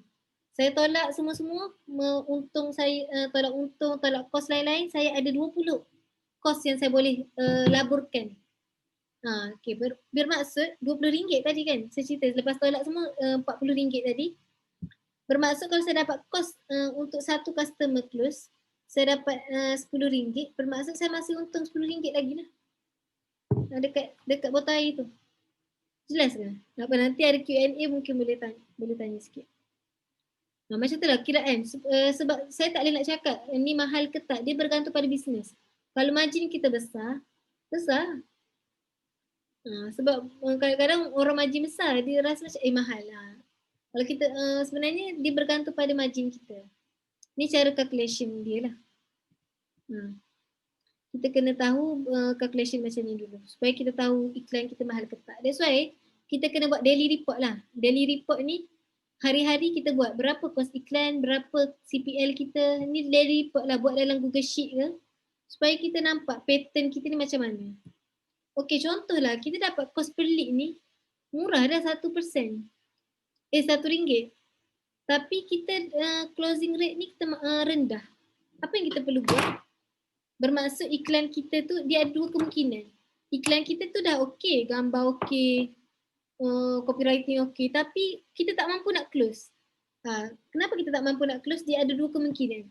Kemungkinan pertama adalah dari sudut quality lead tu. Mungkin kita tak bagi tahu info yang jelas di copywriting. Saya pernah buat satu iklan, saya tak letak harga. Lead sangat murah. Lead murah sangat. Macam untuk fashion murah lah. Boleh dapat RM3 tu murah sebenarnya untuk zaman sekarang. Lepas tu, bila saya kena pasti team sale tak mampu untuk close. Apa yang kita cuba improve adalah kita cuba letakkan harga. Walaupun lead makin mahal tapi senang close. Taklah orang PM dan kita kecewa. Sebab orang dah baca dah awal-awal harga tu dan dia tahu dia boleh spend dengan amount tu. Mungkin kenapa tak close tu mungkin part kita lah. Second kemungkinan adalah kita tak ada skill closing yang baik. Kita kena pergi belajar macam mana nak close dengan cara yang baik lah. Kadang-kadang kita tak ada skill nak closing. Kita macam PM, masa kita pun, hai awak, boleh saya tahu awak datang daripada mana? Orang cakap, aku nak membeli kau. Contoh lah. Kadang-kadang ada orang dia tak suka macam tu. Kadang teknik-teknik tu kita perlu belajar jugalah dari sudut psikologi pelanggan macam mana. Sebab kadang-kadang cara kita entertain pelanggan tu menyebabkan dia cepat lari dan dia tak rasa kita tak mampu nak convince dia pun salah satu faktor lah. Tu kita kena concern dua tempat ni lah. Mungkin dekat iklan kita ataupun dekat closing kita. Okay, bagaimana pula dengan situasi kos pelik mahal? Kos pelik kita ni melebihi KPI kita. Contohlah, kita nak dapat satu je customer tapi RM RM10. Nak dapat satu aset, belum lagi cerita bab closing. Baru nak dapat satu aset mahal. So apa yang kita kena baiki pada iklan dulu. Fokus on baiki iklan supaya kita dapat turunkan kos pelik. Bila dapatkan turun kos pelik baru kita bincang bahagian belakang lah, closing rate masalah ke apa dan sebagainya. Yang penting benda pertama adalah turunkan kos iklan. Bermaksud kalau kos iklan mahal, maksudnya orang tak iklan tu orang tak rasa nak menarik untuk tekan lah. Itu sebenarnya. Maksudnya mungkin gambar kita tak kurang menarik atau ayat kita tak kena dengan target audience. Contoh kita target ibu-ibu tapi kita buat lelaki. So macam tak kena lah, orang lelaki tengok dia tak rasa untuk ada macam mana, dia tak trigger dia untuk menekan link tu. So kena baiki dekat structure campaign kita lah. Itu sajalah untuk part ni. Okay, tu bahagian nak baca data lah. Baca data dengan monitor iklan. So basically kita tengok selama 3 hari atau 7 hari. Bila kita dah dapatkan data selama 7 hari, so kita boleh dapat, kita boleh macam buat satu conclusion lah. Sebenarnya iklan kita ni okey ke tak? Okey ke tak? Maksudnya macam, kalau macam kita tengok pattern dia mungkin, kalau average-nya masih dalam KPI, boleh jalan lagi. Sebab kita kena dapatkan 7 hari punya data. Kalau macam 1 hari ke 2 hari tak signifikan sangat. Macam itulah. Sebab Facebook tak sempat nak reach dan optimize secara maksimum lah. Kita tunggu 7 hari. So kita tengok data 7 hari. Kalau iklan kita cantik, kos pelik cantik, kita boleh closing dengan baik, kita skill lagi. Daripada RM10, skill sebanyak 20%. Mungkin naikkan RM12. Ataupun naikkan lagi RM15 kos iklan. Kalau kita aim kepada sale yang banyak lah. Kalau kita rasa sale macam tu sehari dah cukup, tak skill lah. Konsisten je lah dengan amount yang sama pada setiap hari. Itu bahagian monitoring iklan lah. Ada orang dia rasa macam senang je setting FBS ni. Memang senang, semua orang boleh buat. Secara jujurnya sekarang ramai orang boleh buat. Dekat FBS berlambak orang ajar. Tapi kadang-kadang orang tak reti bahagian cara nak baca data, macam mana nak split test. Kalau kita dah jumpa winning campaign, macam mana kita nak skill lagi supaya sale kita lagi naik dan sebagainya. Tempat tu lah yang kita kadang-kadang kita tak berapa mahir lah. Okay. Apa lagi? Ini sebenarnya okay. Variasi angle ataupun approach market ni saya nak terangkan sikit lah. Contoh, ini pertama saya buat contoh lah. Pertama contohlah kita agent Coway.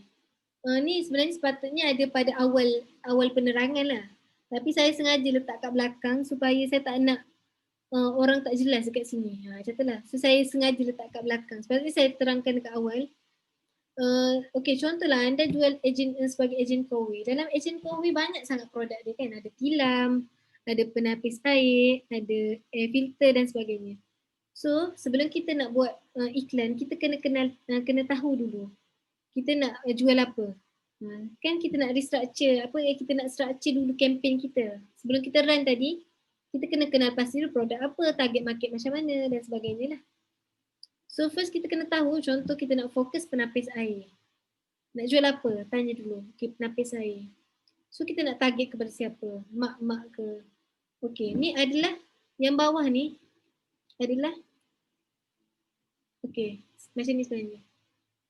Angle copywriting yang kita boleh main. Angle iklan. Kenapa saya cakap angle ni ada banyak? Kena faham angle tu apa? Angle ni adalah target market yang berbeza. Kita kena create sebab kenapa orang tu perlu beli. Okey, contoh saya cerita. Kenapa saya beli penapis air? Sebagai contoh, saya tak berkeluarga. Mungkin reason saya membeli penapis air bukan atas kapasiti untuk anak ke, untuk family. Mungkin saya beli adalah dengan reason untuk mak ayah kat kampung. Ada orang beli sesuatu benda tu adalah untuk family dia, sebab anak dia dan sebagainya. Kadang-kadang benda ni bukan keperluan. Kita yang create suatu reason supaya dia rasa benda tu adalah satu keperluan dia. That's why kita kena main angle yang pelbagai lah. Contoh, pertama kita target ibu yang ada anak kecil. Kita dah cover market ibu yang ada anak kecil. Pertama, kita boleh variasikan angle lah. Contoh produk kita nak jual, kita nak main angle hadiah kepada ibu di kampung. Bermaksud kita boleh target golongan-golongan yang bujang tapi dah bekerja dan berkemampuan. So kita target market lain. Instead of kita duk fokus ibu saja, mungkin sampai satu masa dia akan tepu. Cuba kata kita tukar pula market geng-geng muda yang berkemampuan. So kita create satu reason ataupun satu benda yang menyebabkan dia rasa perlu beli.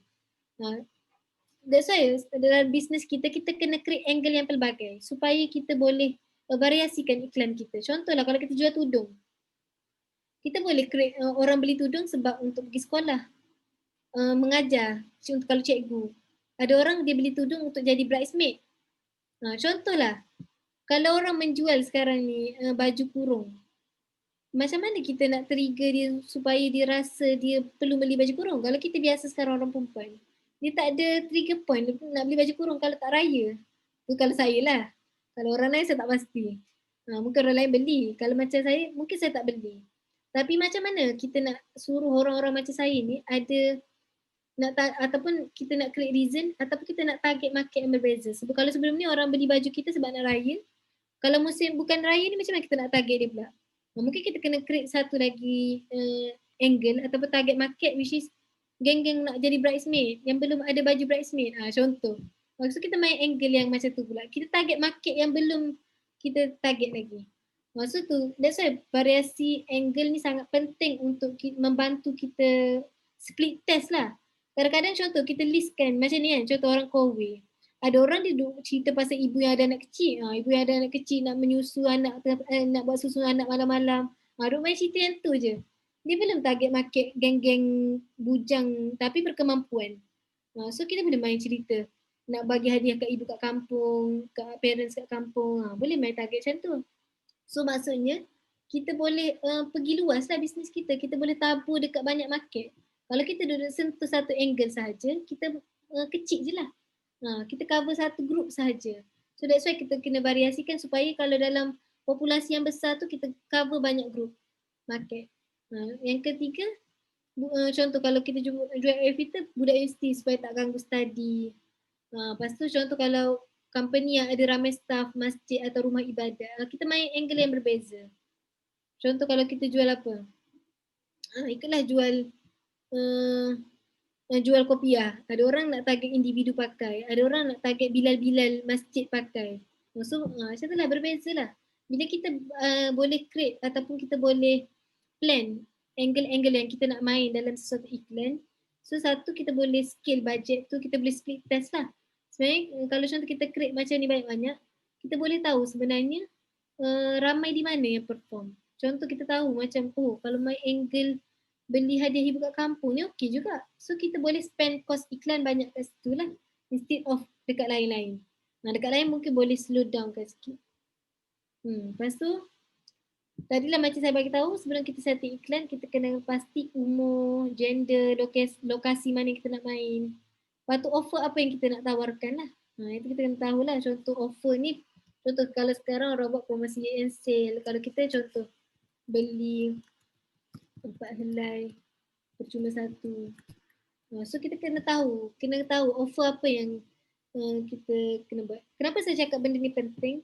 Dia membantu untuk kita buat copywriting. Kadang-kadang kita buntu, copywriting apa yang kita nak main ni? Sebab kita tak tahu angle apa yang kita nak sentuh. Macam mana target market kita. That's why kita kena kenal pasti dulu. Angle yang macam mana, umur berapa, gender, dan dia akan sedikit sebanyak membantu waktu kita nak draft copywriting. Bila kita nak main FB Ads, copywriting ni sangat penting juga lah. Unless kita nak main dekat IG Ads dengan IG tadi lah, IG feed. Okay, itu serba sedikit. Okay, saya pergi kepada sini sikit. Apa yang saya nak ajar tadi? Okay, basically ni lah cara baca data. Okay, saya nak cerita tentang ni. Tadi kan kita letak bajet dekat depan sekali kan. Saya nak cerita macam mana Facebook tu berfungsi supaya semua orang faham. Okay, contoh kita spend RM10 sehari. Macam mana Facebook dia akan optimize iklan kita? Okay. Daripada RM10 yang kita laburkan tadi. Okay, dekat AdSense kita ada dua, betul tak? Kita ada Heliza Helmi dengan TV Al Hijrah. Kenapa saya cakap kita kena ada beri pilihan kepada Facebook instead of kita pakai satu saja? Tapi saya tak cakap satu tu bermasalah, satu tu tak boleh. Contoh kalau kita bagi dua pilihan, maksudnya kita sekarang ni kita tengah split test antara audien Heliza Helmi atau TV Al Hijrah. Bermaksud daripada RM10 tadi, Facebook sendiri yang akan pilih Heliza Helmi atau TV Al Hijrah yang perform. So kalau macam RM10 tadi, Facebook rasa TV Al Hijrah yang perform, so mungkin RM8 kos iklan banyak akan spend dekat TV Al Hijrah. Mungkin Heliza Helmi akan spend kecil lah. Macam tu. Itu beza dia. Itu cara Facebook akan pilih lah. So bila masuk dekat TV Al Hijrah, tadi kan kita setting banyak gambar kan. Sebenarnya ni kita nampak ad ni ada satu. Bahagian kreatif kita ni ada satu je ad. Tapi kalau kita buka dalam ni, kita ada banyak sangat combination of kreatif. So Facebook sendiri akan pilih kreatif, copywriting mana yang perform lah. Macam tu. Nanti kita nak tahu daripada banyak-banyak copywriting yang kita masukkan dengan gambar yang kita letakkan, macam mana kita nak tahu banyak iklan tu banyak perform kat mana. Tekan breakdown by dynamic creative. Oh ni tak boleh. Saya try yang lain je. Oh sebab ni sekejap sebab ni saya pakai carousel. Patutlah kan. Okay, contoh saya buat dynamic single image. Okay, ni dia boleh single image. Okay, contoh publish.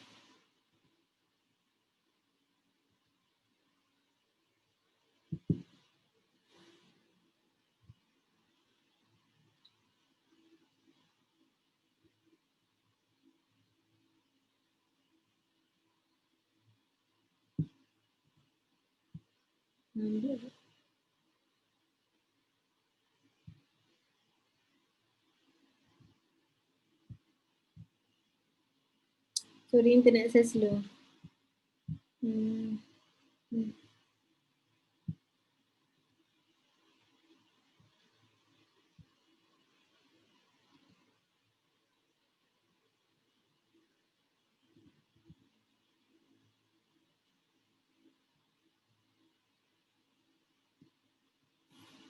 Tunggu dia publish sekejap.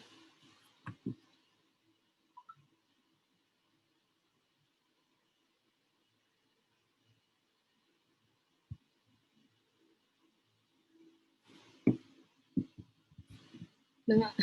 Saya bagi contoh lain lah. Macam lambat je ni. Mana saya tunggu.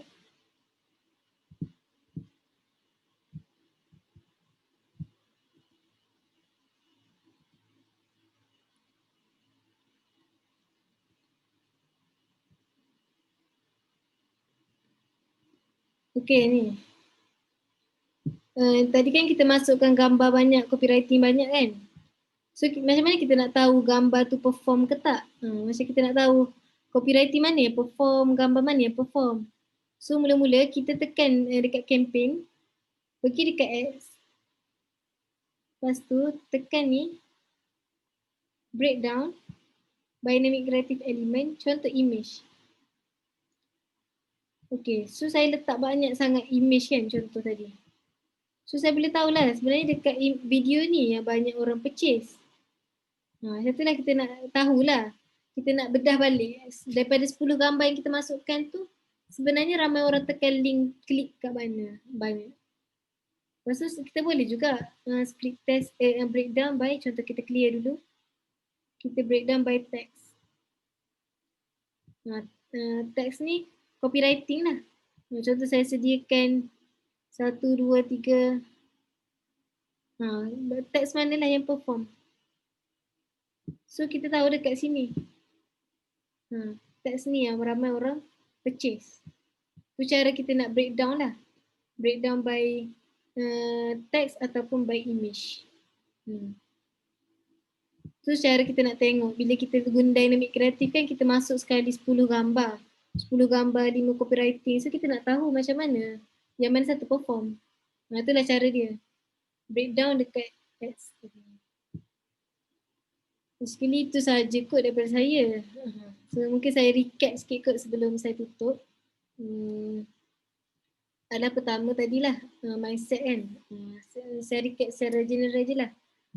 Kita kan ada mindset. Bukan mindset apa. Kadang-kadang orang tak sanggup invest lah. Kalau kita nak dapat lebih sebenarnya kita kena berani invest lah. Invest ni banyak juga sebenarnya. Invest ke FB ke, invest belajar dengan orang tu investment yang kita tak nampak lah. Kadang-kadang kita kedekut nak pergi kelas dan sebagainya sebab kita tak nampak benda tu. Sebenarnya tu investment yang kita buat lah. Kita invest pergi kelas dan sebagainya. So kita bila mindset kita macam tu lah, kena ada mindset investment. So kalau dalam FBS ni kita kena ada mindset kita sanggup untuk labur lah dan berapa kos yang kita sanggup labur. Itulah. Lepas tu kena ada FBS lah, Ads Manager, kena pandai buat kira-kira kos.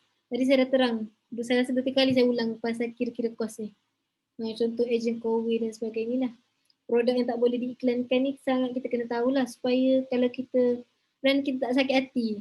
Nanti kita duk main dengan FB akan flat. Kita duk main macam tu je. So daripada awal tak heran lah. Lepas tu kena kenal lah 3 suhu ni. Supaya kita senang nak setting. Tadi saya sempat cerita secara nak setting cool saja. Warm dengan hot saya tak setting sebab dia kena create audience dan sebagainya. So dia ambil masa sikit. Tak apa, kalau asas dah tahu tu insyaAllah senang nak explore. So kenali 3 audience ni. Lepas tu fungsi objektif, memberi kesan, purpose kita memberi kesan kepada apa, macam mana kita nak last kali memberi kesan kepada macam mana kita pilih objektif campaign. That's why saya cakap kita kena tahu. First kita kena structure marketing plan kita lah. Apa kita nak buat, kita nak bawa prospek ni masuk traffic ke, masuk inbox ke, masuk mana, nak tengok video ke. So benda tu kita tahu pada awal, dia memberi kesan kepada kita untuk pilih objektif yang betul.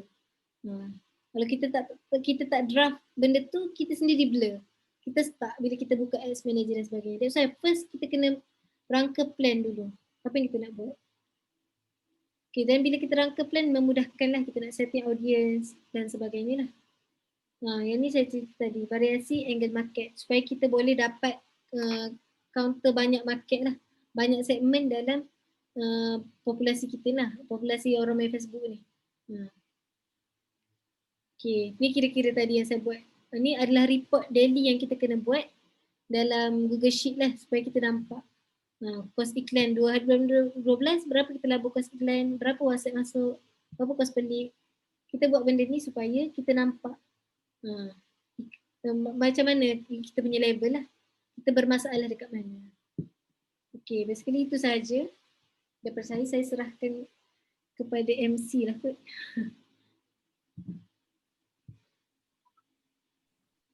Okey, terima kasih kepada Cik Syuhada atas perkongsian yang menarik sebentar tadi. Jadi kita ada berbaki masa dalam 15 minit dan soalan daripada penonton pun saya dah collect. Jadi untuk Cik Syuhada, kita ada dalam 2 soalan kot, insyaAllah 2 soalan sempat jawab ataupun 1. Jadi soalan pertama, apalah kita rahsiakanlah penanya ni. Okay. Untuk produk suplemen,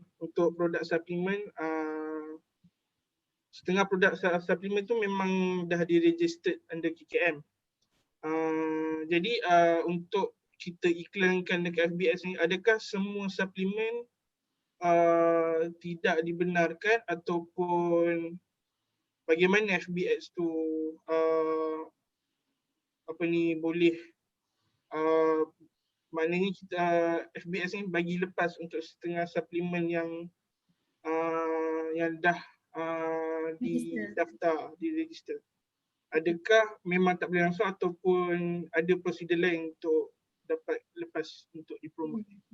Okay, saya cuba jawab atas kapasiti yang saya tahu je lah. Okay, basically untuk suplemen ni setahu saya lah, memang Facebook walaupun kita register dengan KKM pun sekalipun dia trigger dengan term-term yang sensitif dalam tu. Dia tak memberi kesan pun walaupun kita register dengan KKM. Macam tu. Setakat ni saya tak tahu kalau ada alternatif lain. Setakat makluman saya memang saya tak tahu unless yang saya tahu latest kalau orang yang politik nak run iklan. Kita boleh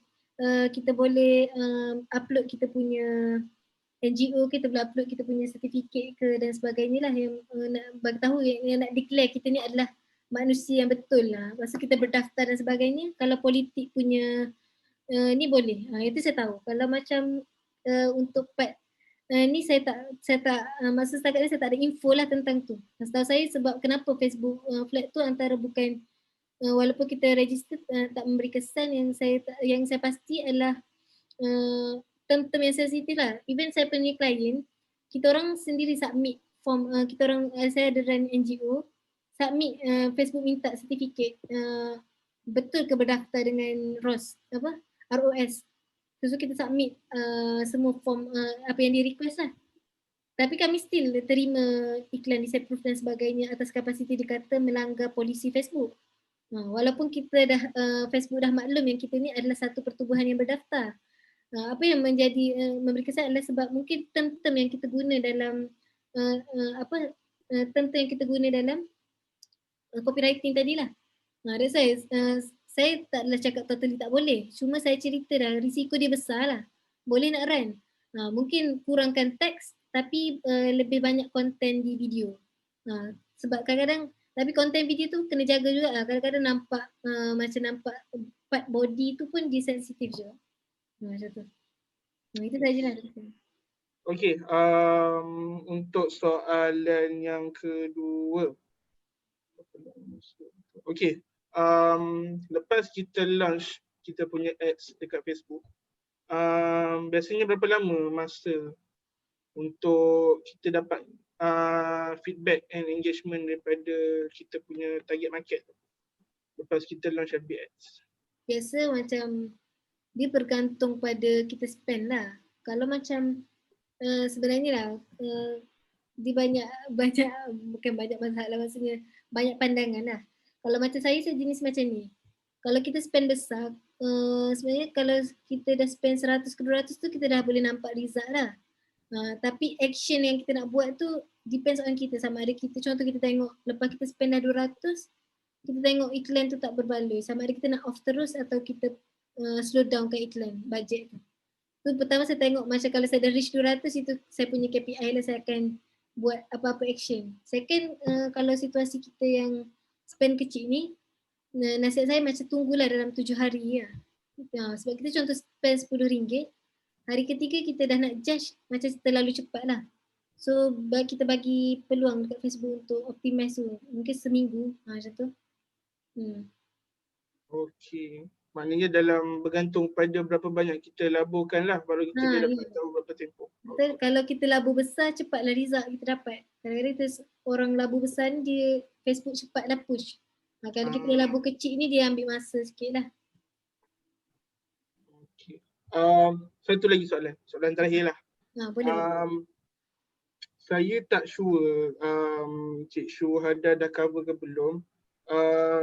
Tapi ada yang tanya berkenaan payment untuk kita buat bila kita nak guna servis Facebook kan. Saya tak cerita. Mungkin saya boleh cerita sikit. Okay, bila masuk dekat sini, pertama kita boleh buat adalah masuk dekat billing. Kalau kita first account tak pernah daftar sebelum ni, kita kena masukkan ni lah. Maksudnya Facebook sebelum kita publish tu, Facebook akan minta kita masukkan kad bank dulu. Macam tu lah. So pergi bahagian payment setting lah. Payment setting.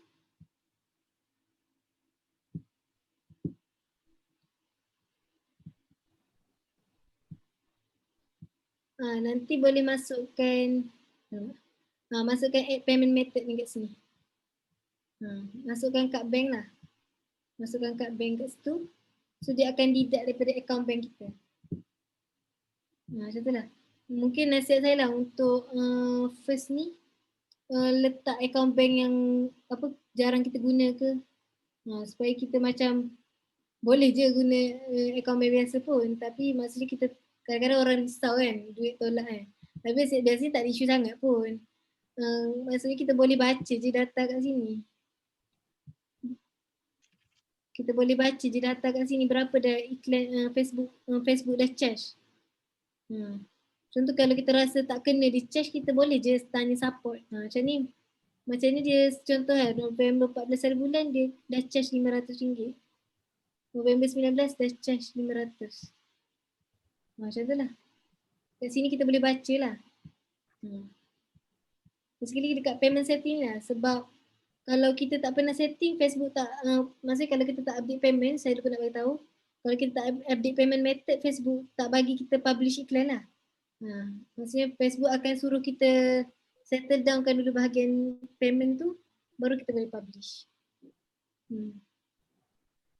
Itulah. Okay, alright. Rasanya itu sahaja soalan dia daripada penonton. Jadi ada soalan kat chat. ada soalan kat chat kan? Saya tengok yang dapat. Berapa minimum budget yang boleh kita spend? Macam saya beritahu tadi lah, berapa kalau saya untuk newbie letak RM10 tu dah okey lah. Macam saya punya personal coaching hari tu, saya suruh dia letak RM5 je sebab saya macam mana? Sebab dia macam, saya risau dengan dia sebab dia baru nak start, saya cakap letak RM5. Tapi tak expect pula macam lead tu macam mencurah-curah kan. Tapi sekali dia depends pada kesanggupan kita lah. Saya tak boleh cakap. Tapi saya nasihatkan letak 10 ke 15 tu dah okey lah. Untuk awal-awal, daily budget. So tapi kalau kita ada budget besar tak ada masalah. Cuma saya macam, kalau kita letak 10 ke 15 dulu, okey kita letak 10 ke 15. Contoh kita ada 500 lah budget. So budget yang lebih tu kita guna bila kita dah iklan, kita jumpa iklan yang winning lah. Winning campaign baru kita duplicate dan scale up budget tu. So basically first ni saya cadangkan letak 10 ke 15 tu dah okey. Itu saja. Harap menjawab. Lagi soalan ni. Sekejap. Kita scroll.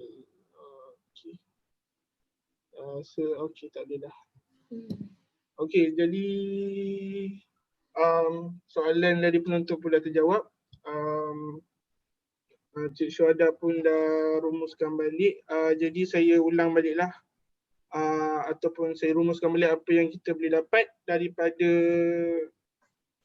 program kita malam ni. Jadi untuk yang baru dengan FBS, contohnya saya sendiri, ini sebenarnya adalah salah satu opportunity untuk kita ceburi dalam bidang baru, sebab untuk dalam zaman yang moden ni, setahu saya dan daripada bacaan saya dekat luar, FBS ni salah satu servis yang boleh dikatakan laku pada hari ini.